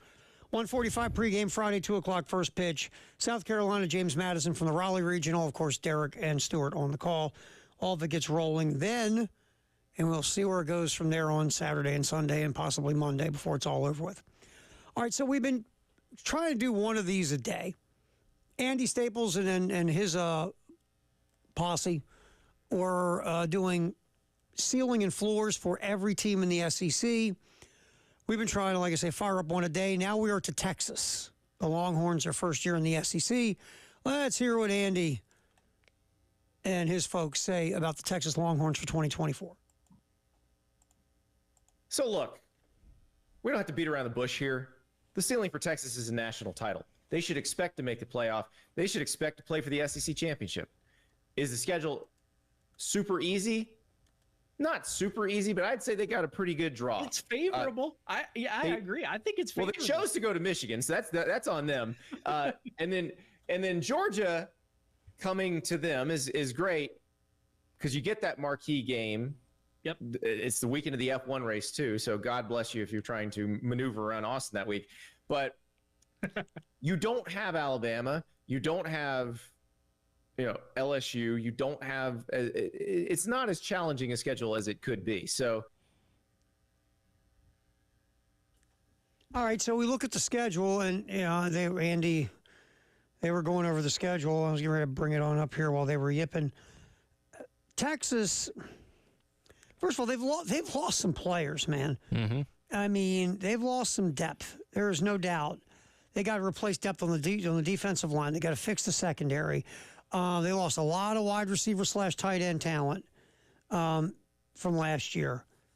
Yeah, I mean they're Texas, so they've got dudes, but this automatic thought that Texas is back and they don't rebuild, they reload, Tyler. I'm not ready to go that far. It's kind of one of those things that, yes, they did make the playoff this past year. We assume they're going to be, in the national picture once again, but we almost are waiting for that confirmation of a second consecutive excellent year to be able to firmly say, okay, this is the Texas that we're going to expect going forward. Because we've seen teams that are one-year flashes in the pan where it's like, wow, they got to the playoff, they did this, they did that, and then they just fell off again, which I don't think is going to happen to Texas, but I think a lot of us are weary until we see that, second data point to really confirm it. Yeah, look, the quarterback, obviously, Quinn Ewers is one of the best quarterbacks in the country. Arch Manning threw for 1 billion yards in the spring game. Well, thankfully, Arch Manning didn't join the video game so we can focus on football this year. Yes. Absolutely. All right, you look at Texas' schedule. Colorado State's a W. They go to Michigan. We don't know enough about Michigan, what's going to happen. They don't have Jim Harbaugh anymore. Texas, San Antonio, that should be a win for Texas. UL Monroe. I mean, look, they could be 4-0, 3-1 at that point. Mm-hmm. Mississippi State should be a win. Oklahoma in the State Fair game. We'll see. That'll be interesting. They should be 5-1 going into the State Fair game with Oklahoma. They will lose to Georgia, even though it isn't Austin. So if Texas is really good, maybe that switches. But until Texas shows me they can take that punch. I love the fact that this is their first true road game in the SEC, going to Vanderbilt. Because they're going to be like, this is a road environment in the SEC. Oh, this is a piece of cake. And then they go to, well, honestly, man, they got a lot of home games this year. Jeez. They go to Michigan Stadium. Obviously, Oklahoma, that's Cotton Bowl. They go to Vandy. And then they go to Kyle Field and, they go to Arkansas too. They go to Arkansas and A&M. A&M is the one, tough road environment that they have. Yeah. But again, none of these players specifically would have experienced it, but they're no strangers to College Station. It's just been a while. It's been a while. Look, Arkansas, that fan base can get lathered up if the Razorbacks are good, but nobody really expects the Razorbacks to be good. Listen, we love Uncle Sam. I do. I think we all expected him to get the pink slip at the end of last season. They gave him another chance. He might not be the coach by November. I know. I feel bad. I love Uncle Sam. Really, in this scenario, the Georgia game, the Michigan game, and Oklahoma at the State Fair are the three you feel like, look, we don't know what Mike Elko can do. There's a lot of talent at A&M. And maybe Elko and his staff can make the Aggies what the Aggies think they should be. And that's going to be a hostile environment because, again, the rivalry's back. It's been 10 years, and a lot of people, A&M blames Texas for it not happening. Texas blames A&M for it not happening. So that can be one of those things where you throw the records out the window and anything can happen. So to me, I'm not ready to jump up and down and say Texas should be in the college football playoff and their ceiling is winning a national title. I don't think national title is their ceiling. I think college football playoff is their ceiling. To myself. And here's the thing: if you go 10-2 in this, you're in. Yeah. That might not get you to Atlanta, which again, we don't have to go to Atlanta necessarily anymore. Yeah. Let's say Texas is good, but not what they were last year. Then you're going to lose the Georgia game. There's a good shot you lose again to Oklahoma in the State Fair game, and you might go to Ann Arbor and get beaten some snoozer where Michigan just bores you to death. 7-3. Yeah. I mean, so I could see 3 losses for Texas. I just don't think that. They're a national championship contender. I know they were in the playoff last year, but they've lost a lot of talent. They could be. And we're not going to sit here and say, oh my God, I'm so shocked. Texas is in the semifinals once again, but we're waiting for that confirmation. We're waiting to, I think we can say Texas is back, but we're waiting for okay, now they're really back. Yeah, you got to stack a few years to be back. That's just me. So, remember Florida State 2 years ago. All right, you had a really good year. You won double-digit games.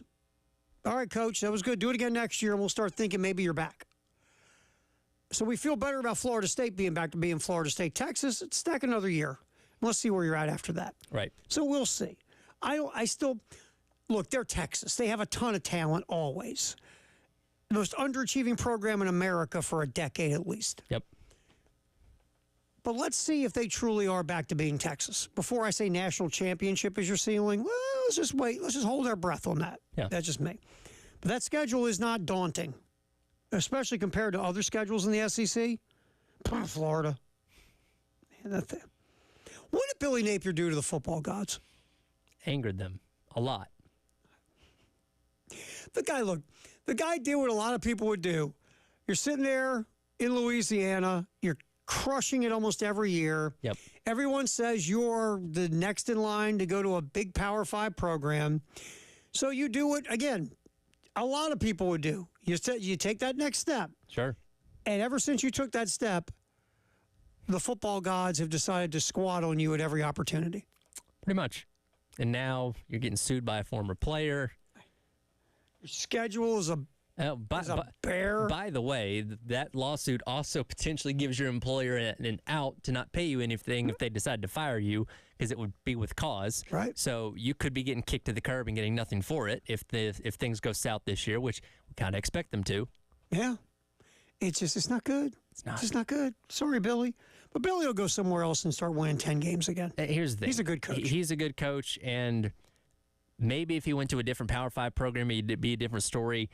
Those are rabid folks down there in Gainesville, and they, they have a very short window of grace to give anybody, and he's well surpassed that. Well, remember, it's so funny because when he came in, Mullen didn't leave him a whole lot. We got to be patient. Yeah, how long did that patience last? About 2 weeks.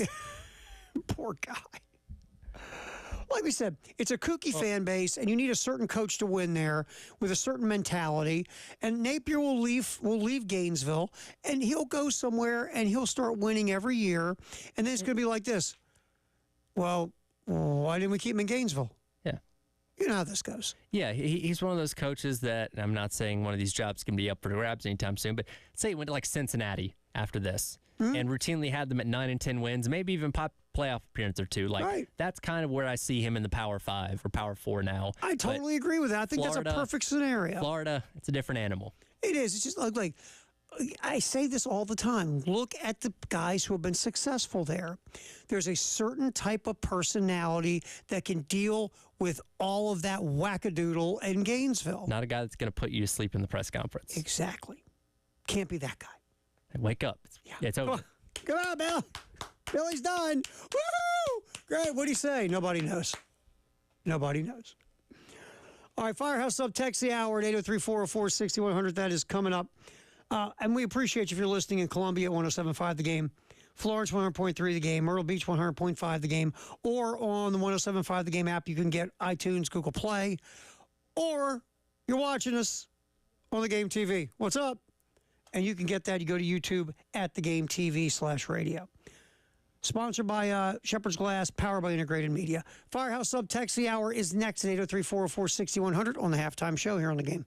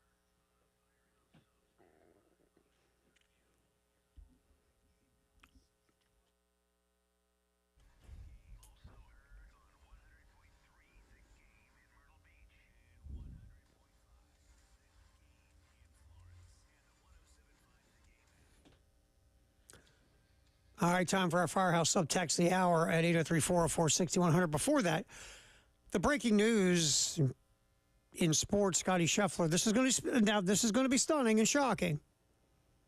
Scotty Scheffler, all charges have been dropped. I'm bewildered. The felon that was Scotty Scheffler. Once that video got out of truly what happened, You knew.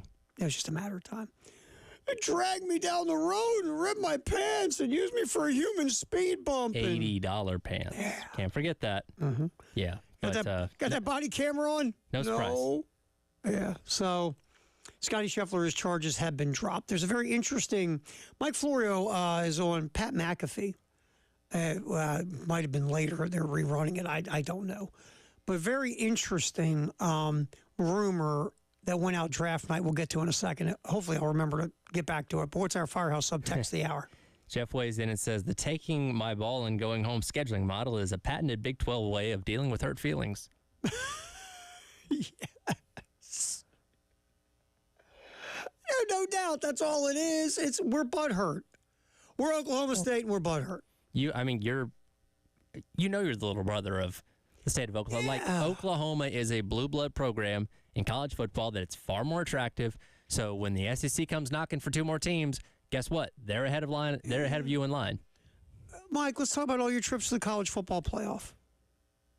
Done. We finished? Okay. Because you know what the signature of a Mike Gundy coach team is? As good as you are, there's one or two games you're going to lose that you have no business losing. Was it BYU that boat raced them last year? Yeah, after beating Oklahoma in Bedlam. Yes. Let's go back. Rewind the clock. 2011, right? Mm-hmm. LSU and Alabama play the game of the century. Number 1 versus number 2. LSU wins. They're number 1. Bama falls to number 3. Oklahoma State in the driver's seat to go to the national championship What game. happens, Tyler? All they got to do is win the final game of the season against, I think it was Iowa State, and they lost. That's what Gundy does. They're just good enough not to be good enough. Yeah. And that's Oklahoma State. Yes, have they been a good program? Sure. I mean, Mike Gundy's won 1 billion games.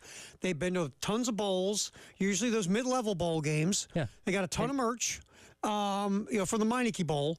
But at the end of the day, when they have to win a big game that could put them in the driver's seat for something special, here's what they do. All over themselves. And you know what? Now that the playoff is expanded and they're could potentially be the top dog in the Big 12, they're going to make the playoff. But if no, stop a minute. Okay. You think that in theory. I do think that in they're theory. going to lose to the University of Phoenix, right? Probably. And blow their chance for the playoff. But here's the thing. Like, even if in a quasi way, if they win the Big 12, they would get an automatic spot, right? Yeah, right. If you told me Oklahoma State won the Big 12 for the next 8 straight years under Mike Gundy, ask me how many national championships I think they're going to make it to. Not win, but make it to. None. 0. Right. I just, look, Gundy's a good coach, but they always find a way to lose the big game, or to your point, they lose a game or two every year they should win. Yeah. That's why they're printing like an 8-4, 9-3, and that's good. Sure. Lots of programs would love to be 8-4, 9-3, but then when you compare yourself to one of the iconic college football brands in the history of the sport, Oklahoma, guess what? Well, you're the redheaded, toothless stepchild with a mullet. And for you just are. For a coach that likes to yap a lot, he doesn't have a lot to fall back on. And again, winning 8-9 games, that's fine. But when you look at the other teams around you and now the teams that have left your conference, you pale in comparison. Yeah, you just do. Sorry. So get a mirror, look in it, and play the game against Oklahoma. Because there's no other big brand in the Big 12. They're not. And here's the thing. By default, they become the biggest brand. Or one of the biggest brands. One of the biggest brands. Though, I don't know, those folks up in Boulder, you would argue that's kind of a bigger brand right now. For clicks? For clicks, yes. Yes, for clicks, they're the biggest brand in the Big 12. Oh, man. We're going to get Mike Gundy versus Deion Sanders. I just thought about that. That'll be fun. Egos galore. Uh-huh. You know what? Post-game press conferences for other teams, I'm going to have to tune into both of those. Should be good. Because somebody's going to have their feelings hurt. There's no doubt. No doubt. Real quick, and thank you for the text. You were exactly right on the text line. Thank you. It's really interesting. Mike Florio, they popped this out on McAfee Show from Pro Football Talk. Florio said there was a rumor draft night, and the guy that covers the Vikings for the St. Paul Pioneer Press put it out, that the Vikings were attempting to trade up to get Malik Neighbors, wide receiver from LSU. Yep. And if they would have done that, they would have traded Justin Jefferson. Mm-hmm. And they would have traded Justin Jefferson for one reason. Dollars. Yes. Justin Jefferson wants a gigantic contract, which would most likely make him the highest paid wide receiver in the NFL, whether you go by cap hit, whatever the case. And Minnesota thought, well, you can go up and get Malik Neighbors. We don't know if he's going to be as good as Justin Jefferson. We don't know if Malik Neighbors is going to be really good. We know this. Malik Neighbors has got a lot of upside and potential and ability, and scouts love him, and he'll be on a rookie deal, which means he's on the cheap. You've still got Jordan Addison on a rookie deal as well, so that will give you 2 theoretically dynamic wide receivers, and you wouldn't have to eat the money that Jordan Jefferson commands. Because they get this thing called a salary cap in the NFL, and you can't pay everybody, and that's why Tyreek Hill is not a Kansas City Chief. Yep. So I get the thinking of the Vikings. Now, you let your quarterback go. If you were to trade Justin Jefferson, you truly are showing your fan base in the league you are hitting the reset button. Definitely. And I feel like you'd feel a whole lot less confident in a J.J. McCarthy throw without a proven veteran wide receiver. Well, that's why, it's the other part of this, though, is, what do we say all the time? What do? You surround your young, rookie, hopeful franchise quarterback with what? Talent and veteran experience. Yes. Offensive line that can block for him and talent in the skill positions. Yep. And you let him grow and learn. Getting rid of Justin Jefferson, I get the cap hit thing. Sure. That wouldn't really be helpful. Just saying. All right, but that was interesting. That was a very interesting scenario from Mike Florio on ProFootballTalk.com. What's trending at 2? You in a re-rack an interview? Yes, coming up 12:15, re-rack our conversation with Matt Brown on the EA Sports video game. All right, that's coming up on the halftime show. Terry Ford, Tyler Head till 3 on the game.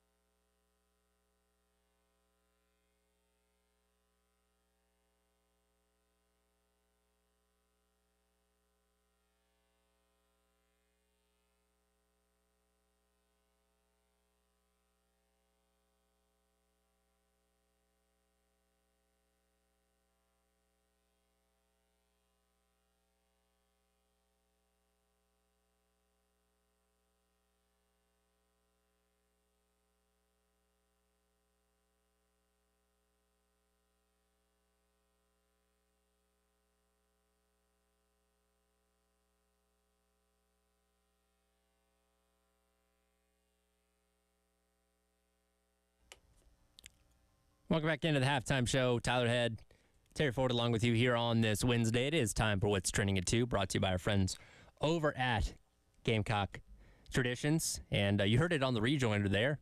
Our nice little congratulations to the women's basketball team on their national championship. Now, almost 2 months ago, believe it or not. Well, going into this offseason, we knew there wasn't going to be a whole lot of departures from this team besides Camila Cardoso. So South Carolina and Dawn Staley didn't necessarily have to be super active in the transfer portal if they didn't want to be, but they have acquired pretty notable talent. News coming out this morning, Miriam Dowda, a redshirt freshman, going into her sophomore year from Arkansas, is now joining South Carolina Gamecocks with 2 years of eligibility remaining. She redshirted at Arkansas 2 seasons ago and played this past year as played her redshirt freshman year and played again this past year as a true sophomore. She's coming into South Carolina as a true junior. Now, this was somebody that South Carolina saw up close back in February when South Carolina went on the road to Little Rock, to Fayetteville, picked up the 98-61 win. In that game, Dowda picked up 19 points, 31 minutes of action, and thoroughly impressed Dawn Staley. That was actually her career high in points at that point in time. Great write-up on GamecockCentral.com by our guy Chris Welbaum on this acquisition from the transfer portal. Going back to the post-game presser from Dawn Staley after that game, she was quoted as saying, she's good.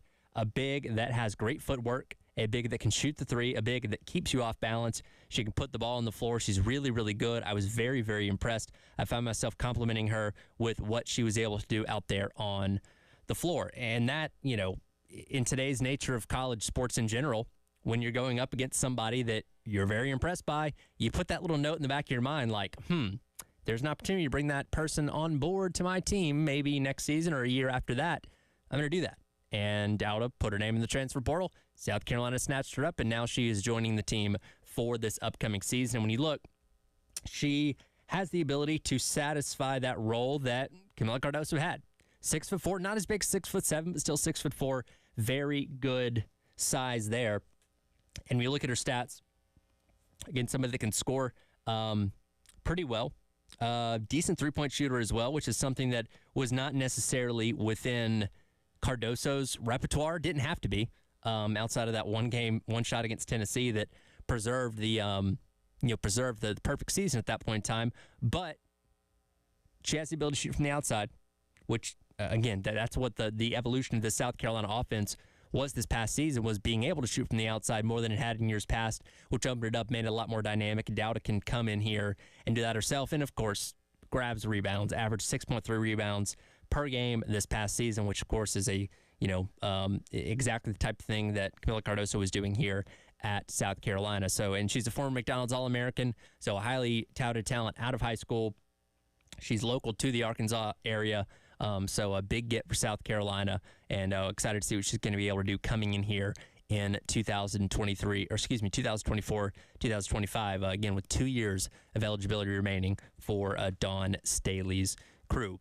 Elsewhere on headlines, as Terry mentioned a few minutes ago, the charges have been dropped in the Scotty Scheffler case a couple weeks ago out there at the Valhalla Golf Course in Louisville, Kentucky, as he was arrested after failing to adhere to the police officer that was directing traffic outside the entrance of the golf club.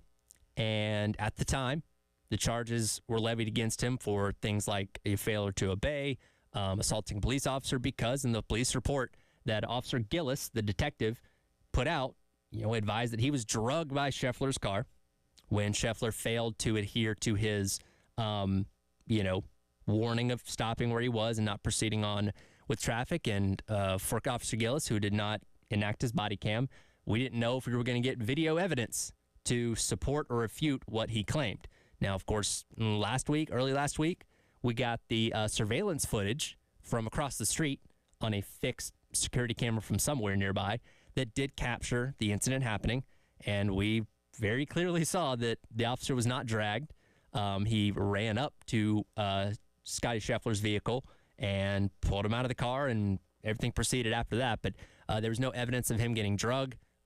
We kind of expected that these charges would eventually get dropped, as there was an arraignment set originally for last Tuesday, I believe, that got pushed, and I believe it was set to take place this upcoming June. But now the charges have been dropped, as I'm sure the backlash is being felt by the Louisville Police Department and everybody involved in this. And look, Scotty Scheffler was not vicious when he had the opportunity to speak on this matter. He did not, go after the officer, did not go after the Louisville Police Department. In fact, he was very complimentary of how they handled him after his arrest, and when he was being booked in jail and all that kind of stuff, was very kind and complimentary to them despite the circumstance. But obviously, this is a very bad look for this police department, and unfortunate for the city of Louisville as a whole.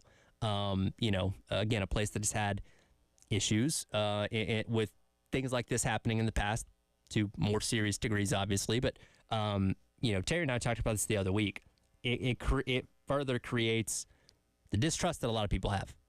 There are 99% of officers and people in this position are good, honest people, but there are some out there that are bad actors, and unfortunately, situations like this rear their ugly heads, and you see them exposed like this.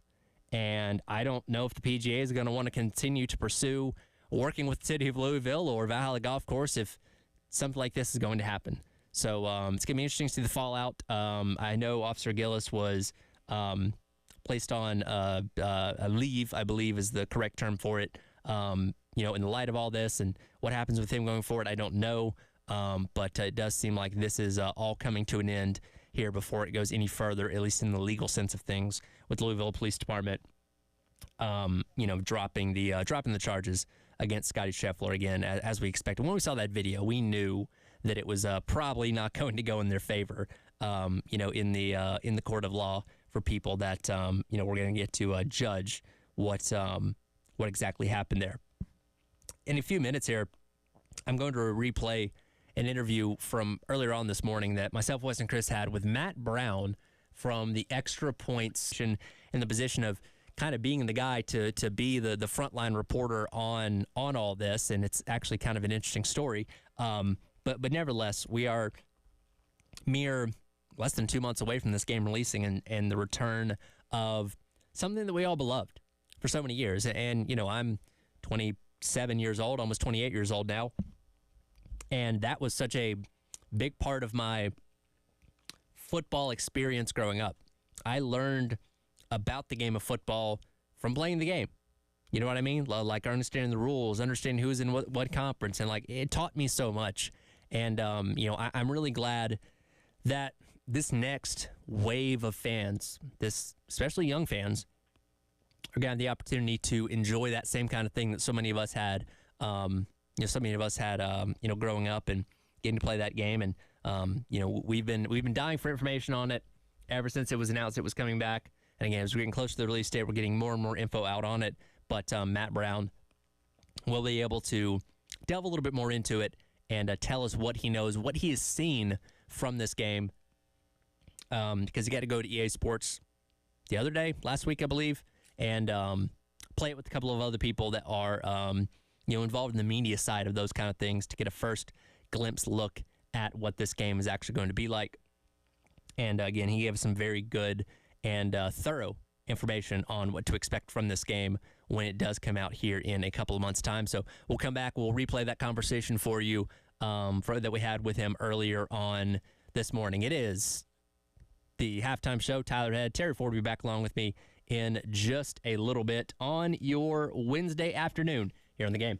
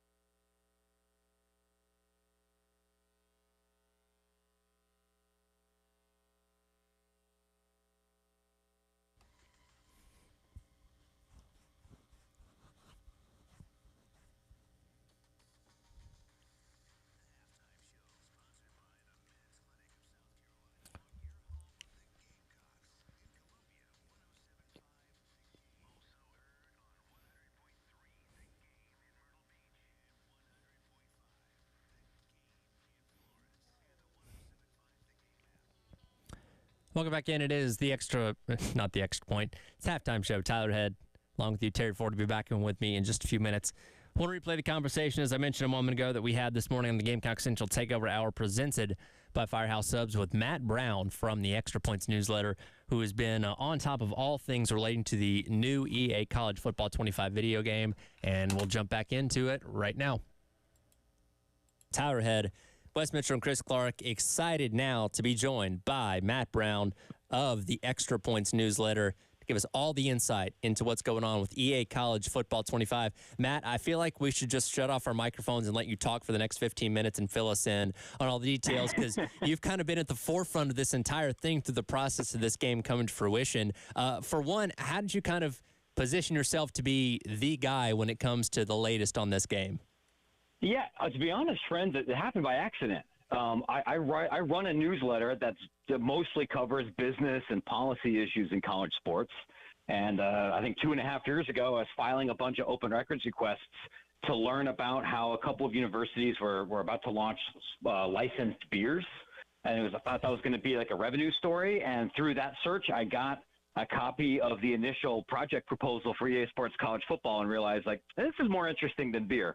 Kind of pulled on that thread for open records requests for about a year, until at that point, more people at EA and within the licensing industry and within the video game industry were more willing to talk with me.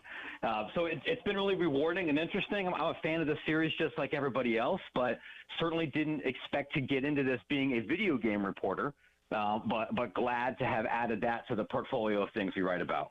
Yeah, and here we are, Matt. I actually just saw, I think, an email of yours just went out talking about the game. So while we have you, I'm sure you'll have a lot of information coming out today in the next couple of days. You want to tell our listeners exactly how they can read up on what you're sending out? So you can find the newsletter at extrapointsmb.com. I send this out 4 days a week. The embargo just lifted like 3 minutes ago. So I sent out an email with my first impressions. There's free emails, and there's others that are behind a subscription paywall. So if you want to read the stuff that your athletic director is reading and understand how this industry works, you can enjoy it at extrapointsmb.com.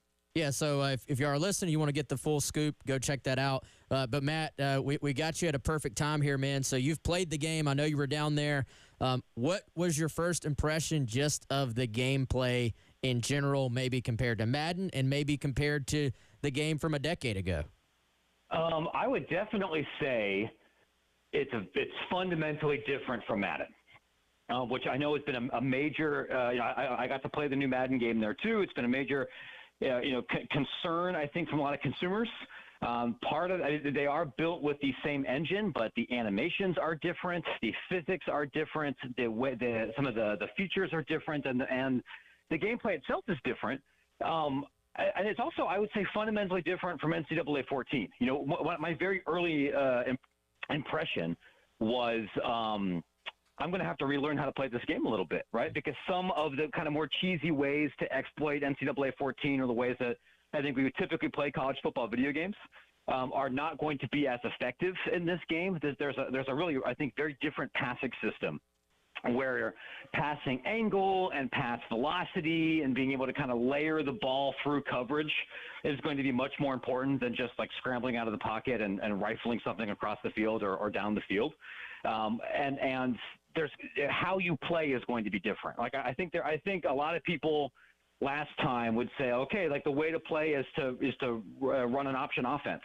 Or to do 4 verts every time here, and your personnel and your playbook and your play style and what your opponent's doing, that's going to matter a lot more. There's going to be a lot more flexibility, I think, in this edition. Yeah, Matt, Chris here. Thanks for joining us. Hopefully on defense, there's still the free fire blitz. Y'all remember that one? That was a staple of my strategy, certainly on NCAA 14. But Matt, you noted that obviously several game modes in this game. Tell us about the game mode that you were able to play, and maybe, anything else that you can share that you've learned about any of the modes that you did not get to play when you went over to the EA headquarters. I can talk a little bit about Dynasty mode, which is, I'm sure, a thing that a lot of people are going to be asking about. That's fundamentally the the core mode for this game, right?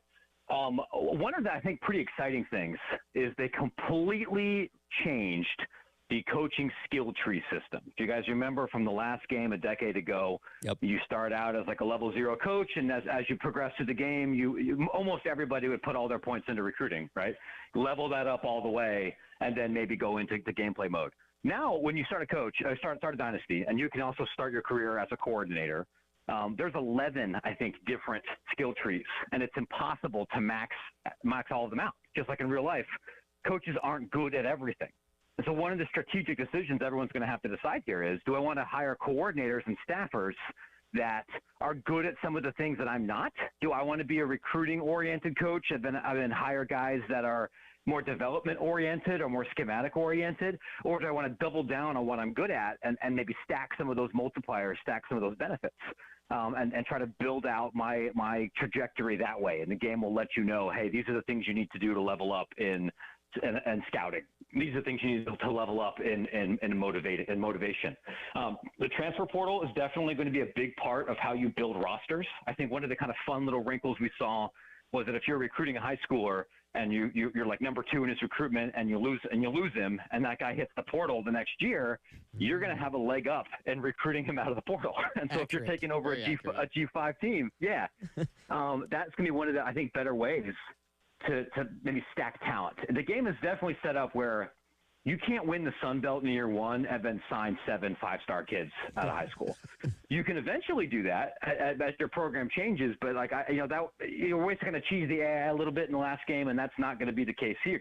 But you might be able to get some of those 3- and 4-star guys out of the transfer portal. There'll be lots of different, I think, roster management pathways as you build your team. Again, talking to Matt Browns from the Extra Points newsletter on the latest on the EA Sports College Football 25 video game. So you're telling me I can't turn Kennesaw State into a national power overnight in Dynasty mode? Yes. You can definitely turn Kennesaw State into a superpower in like 7 years, and you can win all your games in the first year, but you're not going to be able to build Alabama's roster in year 1. That seems reasonable. One thing that always set college football video games apart from Madden was the customization. You could go into Dynasty mode, you could change your conferences around, you could change the BCS bowl tie-ins, you could do team builder or rosters, change all that kind of stuff. What can you tell us about customization in this new game? Well, I think customization is going to be some pluses and minuses. On the plus side, their team builder is back. That's going to be done on the PC. We didn't get a ton of details on that, but the early word is that it's going to be a little bit more robust than it was last year. So you can import custom created teams and download other people's teams, put them into your dynasty. You can do custom conferences. You can add teams. You can subtract teams. One of the things that I kind of liked that I don't think you could do before is you can also change conference rules. So if you're playing a dynasty in the SEC and you decide, okay, I want there to be 9 conference games. Now you can. If you want to say, we want to have 8 conference games, but I want my new protected rival to be Vanderbilt, you can do that, which is going to change schedules moving forward. The one place where customization I think is going to take a little bit of a step back is with the custom creating recruits and altering the existing rosters. Now that these rosters are full of real people who have signed real licensing agreements that need to be honored, you're not going to be able to hop into the game and make like a March Manning who just happens to look like Arch Manning. There's going to be some player customization in 2014 that you're not going to have this year as EA works to try to build systems that are legally compliant. I think given the history of this game, that's understandable. For sure. Matt, I imagine getting in there and playing with South Carolina was not your first order of duty when you got down there. But since we are a South Carolina show, is there anything you can tell us or anything that you remember specifically about the Gamecocks that either you saw with your own eyes or just you've picked up along the way that maybe our listeners would enjoy hearing? No, I know it's a good question, and it's true. I played with I think at 9 different teams when I was there because I was stopping the game at halftime so I go fire something else up, and South Carolina was not one of them. And I was not able to file open records requests to get their submitted audio assets because I do not live in South Carolina, and I believe the school's multimedia rights partner handled a lot of that for them. I believe Cocky, the mascot's in the game, but for other more specific things, I didn't see it. I will say, though, from all the other schools that I saw, which included big schools and small schools, the attention to detail for stadiums and in-game presentation is insane. You will be able to see not just, okay, this is the music we play coming into the game, and this is the inside of our locker room, and here's the sound effects we play on penalties and on third downs. You'll be able to see like where in the stadium they put the opposing team's band, where on the sidelines each cheerleading squad is. Like they mapped out every seat in the stadium. Like that level of granular detail really pops. Matt, I know you got another interview here shortly, but real quick, how much do you think that just having not just a year, because you're generally a football game, you're talking about a year-to-year thing. You have time crunches, but actually having a few years to just kind of build this game from scratch in a lot of ways. It sounds like the fact they were able to do that was kind of apparent in the level of attention to detail that you were able to see. I don't think there was a way that they would have been able to release anything like what you're going to see this July without waiting an extra year. And that's, that's something that's going to be apparent in the story that came out today. It's going to be apparent in the story tomorrow and much of my other coverage here from this event. I think it's fair to look at this game as a foundational piece in the development. Not every single thing that EA Sports wanted to put in the game is going to be in this game. Probably not every single little thing that fans want. A lot of them are. But a major part of the last 2 years was building the infrastructure, modernizing this game, and building a solid base. So then there are things that you can add on to it in subsequent releases that don't break the fundamental structure of the game. For football games year to year, that's a real short development window, and you really only get one shot at a first impression and one shot to make sure the foundation of the game is working. And that's what they meant to do here. Well, I can tell you we're all very excited for this game to finally come out, already setting aside the money to buy a new PS5 and the game as well. We appreciate your time, Matt. Know you got to run, and we might be checking in with you again later down the line as we get closer and closer to that release date. You bet. All right, thanks for having me, guys. And that was a conversation earlier this morning with Matt Brown from the Extra Points newsletter, giving us all the details on the new upcoming EA College Football 25 video game. Speaking of details, we'll get some details on the James Madison Dukes, South Carolina's first opponent in the Raleigh Regional, from Connor Bergen from WHSV-TV in Harrisburg, Virginia. Coming up next, it is the halftime show. Tyler Head, Terry Ford will be back in with me in just a moment on your Wednesday on the Game.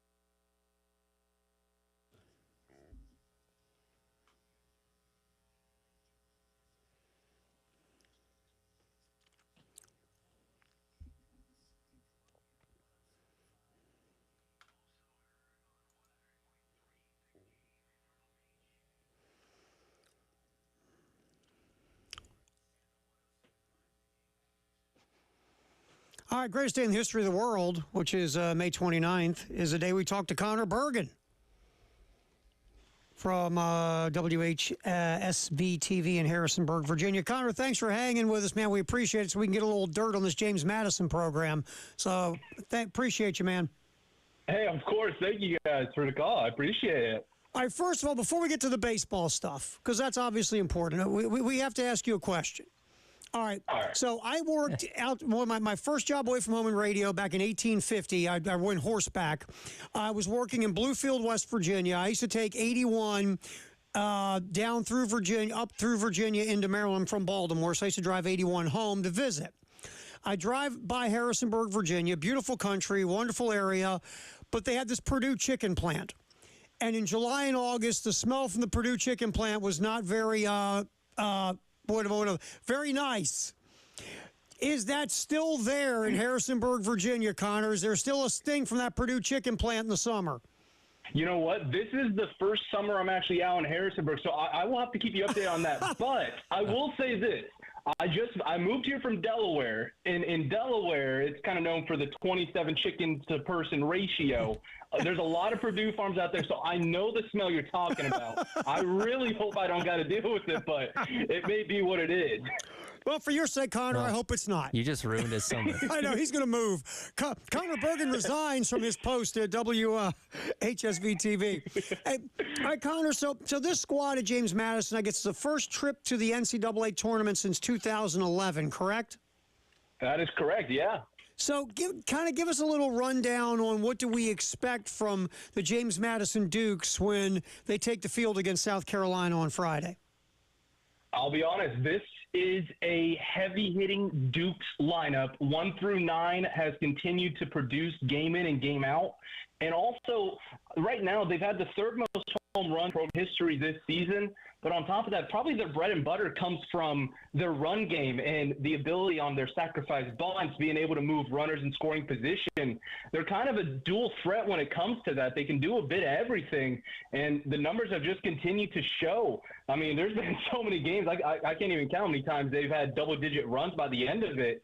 They are a little unorthodox, and I think a lot of teams in the Sun Belt tournament really weren't noticing what JMU has been doing this year, and it really showed in some of the preparation or in some of the game plans. And this is a team that can make a run. Their offense is there. It's just a matter of who's going to score the most at the end of it.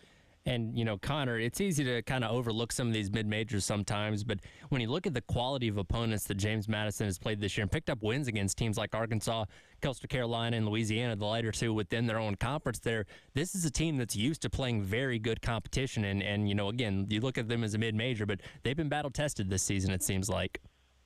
No, and you're definitely right about that. This Coach Ike has been adamant on the fact that these non-con games really mean something. And you look back at some of these games, and mind you, in my first year trying to cover, I'm looking around like, okay, East Tennessee, you do your research. I'm like, oh, well, there's something there. That's actually a really competitive game. Games against Niagara, who just won their conference tournament.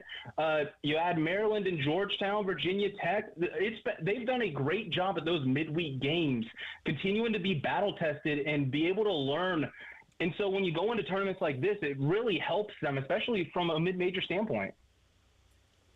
Connor, the one thing I guess we check out when it comes to James Madison, we just look at stats. We're talking to Connor Bergen from WHSV-TV in Harrisonburg, Virginia, getting a lowdown on the James Madison Dukes. Obviously, South Carolina, James Madison. Everything gets rolling here with our pregame at 1:45 on Friday here in Columbia and Myrtle Beach. You see a 6.1. I saw in conference play an ERA of over 6. Pitching-wise, is that the Achilles heel of this team? If they get tripped up in the postseason, will it be because of pitching? Well, I think every game may be kind of a shootout in terms of scoring. Right now, the starting pitching has been, as Coach Eikenberry said, it's by committee at the moment. Donovan Burke was the most reliable starter throughout the year. He had a couple little hiccups at the end of the regular season, but seemed to be turning it around at the end of the conference tournament. So the starting rotations had some struggles here and there, but the bullpen has continued to be almost lockdown. I mean, they had a very impressive tournament performance, especially when you got 2 or 3 guys, Jackson Logar and T.R. Williams and Todd Mazzocchi, who were making 3-4 inning appearances. And when you also have setup and closer Hunter Ensminger and Joe Bogotsky, who have done a really solid job at holding the back end and holding those one-run leads. Like I said, this team is known to be able to put up 8 or 9 or 10 runs at any given day. It's just going to be a matter of who's on the pitcher's mound, really. It's any game could be a wild card with pitching, but it seems as if their past couple games they've started to finally kind of find who's there, who isn't, and they're continuing to grow. All right, Connor, Marlon Eichenberry, the head coach of James Madison. Give us a little lowdown on old Coach Ike. Well, with Coach Ike, I've loved being able to talk with him. I'll tell you this, he is not the biggest analytically driven coach out there, and that shows in how this offense has been so successful with laying down a bunt with no outs to lead off an inning, no matter almost who it is, just always focused on getting runners in scoring position. That ideology has continued to have success throughout this entire lineup. I mean, there's really been no shortage of depth for this team, and Coach Ike's been hitting all the right buttons, especially come to the Sun Belt tournament where, if a starter's having a little bit of an issue, being able to make that right call to the bullpen to get those long inning guys going. So he's been hitting on all cylinders, and for this to be his first NCAA tournament appearance in his 20 years as a head coach, I mean, he really says, this is a big moment for him. But he just keeps on adding just how much he's loved this team, how much he's just excited to continue to play with them and just have a couple more games. And Connor, as you mentioned there, Eichenberry's first appearance in the NCAA tournament as head coach, first time for James Madison to get there since 2011. Is it almost kind of a sense of playing with house money that maybe nobody was expecting to be in this situation? Now they are, to where they can go in there and play a little bit looser as compared to a team like South Carolina that's going to feel the pressure put on them this weekend? When the preseason poll came out for the Sun Belt, JMU was projected to finish 10th. And this was a team that came off a 31-year last season. And the consensus was this team wants to be different. From day one, they knew they had what it took. They went down to Arkansas and were confident in their game. And, if you look at the final scores of those, they may not look as competitive, but I'm telling you, in those 3 losses, that game, if you were to watch the game, it's a different story. This team has continued to say that they are one of the best teams out there, and they've continued to be able to show that with their performances. I don't think they ever came in thinking they're running with house money. They came in with the expectation that they were going to be here in this situation. Eichenberry actually yesterday in his Zoom conference was telling Joe Bogotsky, who got drafted by the Blue Jays in the 14th round last year, and he decided to come back. Well, the first thing he said to him was, let's get ready to go to the regional. Like, this has been the mindset of this team the entire year. There's countless fifth-year seniors who stuck around because they've wanted to do this. They've wanted to build something special to change the culture, and they've ended up doing it. All right, Connor, in our last minute, give us a rundown on the best player, all Sun Belt first team, Fenwick Trimble. 5-tool athlete. That's the easy way to be able to answer it. He does a little bit of everything. Great pop in his bat. He's having a career year. The power numbers were a little down in the Sun Belt tournament, but I wouldn't be very worrisome about that. I think that he has continued to be a catalyst in their success, coming up big in all situations. I mean, he is somebody that I think a lot of people are going to take note of when they see him more on a national stage. Connor Bergen, WHSV TV in Harrisonburg, Virginia. We appreciate your time, my man. I know it's busy for you with James Madison, the tournament. And get back with us in July. Give us a sniff update. Will do. I'll call you in. Don't worry. Hey, Connor, seriously, thank you, my man. Appreciate you. Of course. You guys take care. You too. We'll see you now. Connor Bergen. You now got him looking for other jobs. He said, especially if he's experienced this before. It's like, I don't want to be here for this. Thought I was escaping that from getting out of Delaware. It's like, can you say, I'll put in my notice why I can't smell July here. Got one sniff of it. I'm out. I'm done. All right, yeah, we get rolling 145 here in Columbia and in Myrtle Beach at 100.3 the game. 145 pregame, 2 o'clock first pitch. Gamecocks and Dukes kicking off the Riley Regional. And then if South Carolina wins, Saturday they will play 5:45. Our coverage starts in the evening. If South Carolina loses James Madison, they'll get everything cooking at 11:45. All right, we'll get back in here. Jay Phillips will show up. We'll get our Firehouse sub text the hour at 803-404-6100. Halftime show, Terry Ford, Tyler Head here on the game.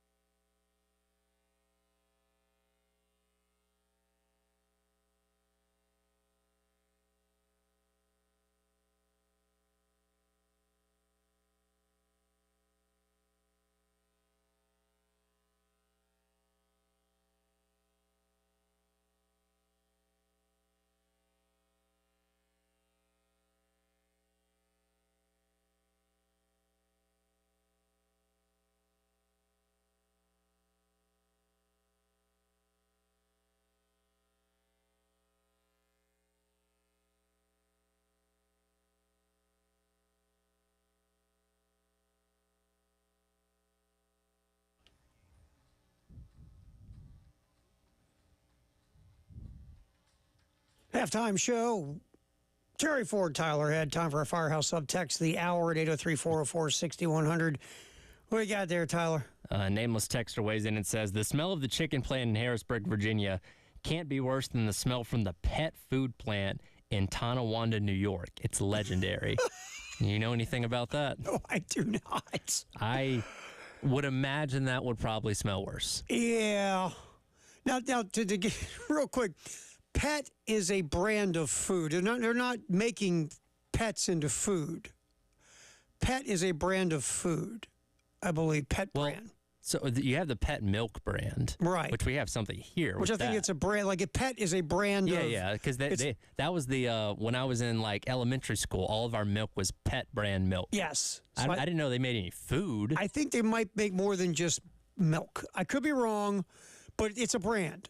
It's what they're doing there. But I don't think this is a. This could actually be like a dog food type of it could thing. be. Maybe. It could be. Maybe. Texter, please specify. Yes, help us. There's a difference between like milk and like, savory beef chunks. Have you ever eaten any dog food in your life? I have not. Have you? All right. Well, okay. I'll tell a quick story. Jay Phillips is here. Well, I was at a party. I knew you were going to have a story about this, by the way. Exactly. It usually starts when I was at a party. I was at a party, like 19, 20 years old or whatever. Back in the. There we go. There you There go. it is. Got it. There you go. You see, you start getting all smart guy about my age, and you see what happened to you. No, but it wasn't me. That was on me. That was me. All right, so I'm at this party. Party was going all right, and then all of a sudden, we're like some of the last dudes left, right? Yep. And we're hungry. We've been there a while. Sure. And the guy was some younger guy too. He had his own apartment or whatever, and he had no food because again he's like early 20s and broke. All he had was milk-bone dog biscuits. Right. Not a bad taste when you're hungry and you've had a lot of beer and it's like 3 o'clock in the morning. Not a bad flavor. I think we had it was the variety pack, so it was a bunch of different flavors. How'd your breath smell when you woke up the next morning? The combination of beer and milk-bone dog biscuits. I ate. We had the flavor combo once. We all as a. Not a dare, I guess, but I remember eating one of the green ones. Yeah. Milk-bone dog biscuit? Yeah. It's like, basically, man, it's It was kind of a crunchy, it's kind just, of a cookie, a crunchy cookie. But it's not sweet at all. Yeah, There's no it's not. sugar. There is a big difference between a dog biscuit and the processed dog food. I've never eaten dog food. You ever eat dog food? No. I've never been that drunk and hungry. But I chomped on like half of the medium-sized milk bone. Oh, I crushed that thing, man. But it had no taste. No, because a dog doesn't care. It has like a little bit of salt in it or something. Yeah. Your dog Does it have like the dental, like your teeth better that's why because Jay's of it? teeth are so white. Yeah. He ate the dental dog biscuit. Yeah, no, I did that once. I was like, Can I ask you a question? But I didn't do I've never eaten any other. Now, was this in the middle of drinking, or was this you guys hanging out bored? Oh no, I'm sure we were drinking. Yeah, you never do this sober. This is never a sober scenario. Yeah. Like ever, right? You're not sitting around with your buds. You're just watching TV, going, "Hey, no. Take a shot of dog biscuit." Well, when you watch enough Scooby-Doo as a kid, you're like, those Scooby snacks look pretty are good, appealing. man. I gotta try that. Hey, all I know is Scooby didn't eat those alone. Yeah, Shaggy Okay. loved them. Shaggy loved them. Nameless texture says it is animal food, so it is Okay, it is actual a pet food. So they're being making made. pet food. So yes, I could see how that would smell. That would be a bad smell. In Towanda, New York? Yes. Yeah, legendary. We're talking about in Harrisonburg, Virginia, they have a Purdue chicken plant, which smells really well when you're driving down I-81 in July and August. Oh, dude, So there's a chicken plant about a mile that way. How's that go? I've never smelled it here. Well, just go drive by. It's right there, man. It's right on the river. I tell you, now, can I blindfold you, put you in the trunk of a car, and you're driving by it? Is it that bad? Some days. Is it that bad? I mean, especially this time of year. Oh, July and August driving. When I drove Harrisonburg, like by I-81 through Harrisonburg, you knew you were near Harrisonburg because the smell of that chicken plant was. I mean, the people, God bless you, the people that live in the condo building directly next to the chicken plant over here on the river. You think that takes off the rent? I hope. Right? Yeah. It's like, hey, you have a great view of the city, but guess what? Wait till June kicks in. I mean, I've always thought that. I'm like, I don't know that I could. I mean, no. Where's my trade-off? Yeah. Well, in PA, where I lived in PA, they had this thing called a Celotex plant. You make the stuff, the insulation inside the walls, a Celotex. Okay, It's called Celotex. Okay. And that thing, you went by that thing in the summer. Yeah. That was a stink, man. Yeah. Well, those of you who travel, that maybe go to like Pawleys Island, Litchfield Beach, and you drive through Georgetown, Georgetown has a big old paper mill. Do you get a whiff of that? And no, you don't get a whiff, dude. Oh, really? No, it's yeah, really? that's how Georgetown's a fine town. But that's how Georgetown smells. Really? I'll tell you, that Celotex plant, when I first moved, I won't go to the long story, when I first moved to PA where I took a gig, I didn't live too far from it. I had my window up on my first night. Yeah. I woke up the next morning, guess what my apartment smelled like? That stuff. And guess who moved? Yeah, oh, yeah. This guy. Yeah. Gone. Yeah. See you, bye. No way I was smelling that. Some days, depending on how the wind's blowing, like that smell, because my family, we go to Litchfield, and Litchfield's a good, 15, 20 miles from Georgetown, probably 15 miles. But some days, if the wind's blowing perfectly north, you get it, man. Oh, you You're get like, it? they're making paper. Well, I'll tell you, Texter, I never want to drive near Towanda, New York after that. See, in my hometown, we have a General Mills plant, and it always smells like Cheerios. Now, that'd be awesome. Oh, that would be so cool. So, like, you go outside and you're like, oh, they're cooking Cheerios today. Like the neighborhood over, free plug, but like the neighborhood over in Casey by Maurice's, like that would be ideal because all you get all day, all night is like the wonderful aroma of smoking meats. Oh, that's beautiful. Another place I lived had a bakery, like where they bake bread. Yeah. Oh, best smell ever. Yeah, sure. Sit outside and just sniff. Where is that? I want to go there. Oh, it was in PA. It was a little H&S bakery. Okay. Made bread. It was phenomenal. Yeah, dog food and chicken, not so much. Not so much. All right, what do you got coming up? We got John Whittle talking baseball. Mitch Light from The Athletic talking baseball. Loved you guys' interview with Mark Etheridge. Nice work. Very nice. Thank you, sir. Post-game show coming up. Halftime show. We're done. Talk to you tomorrow.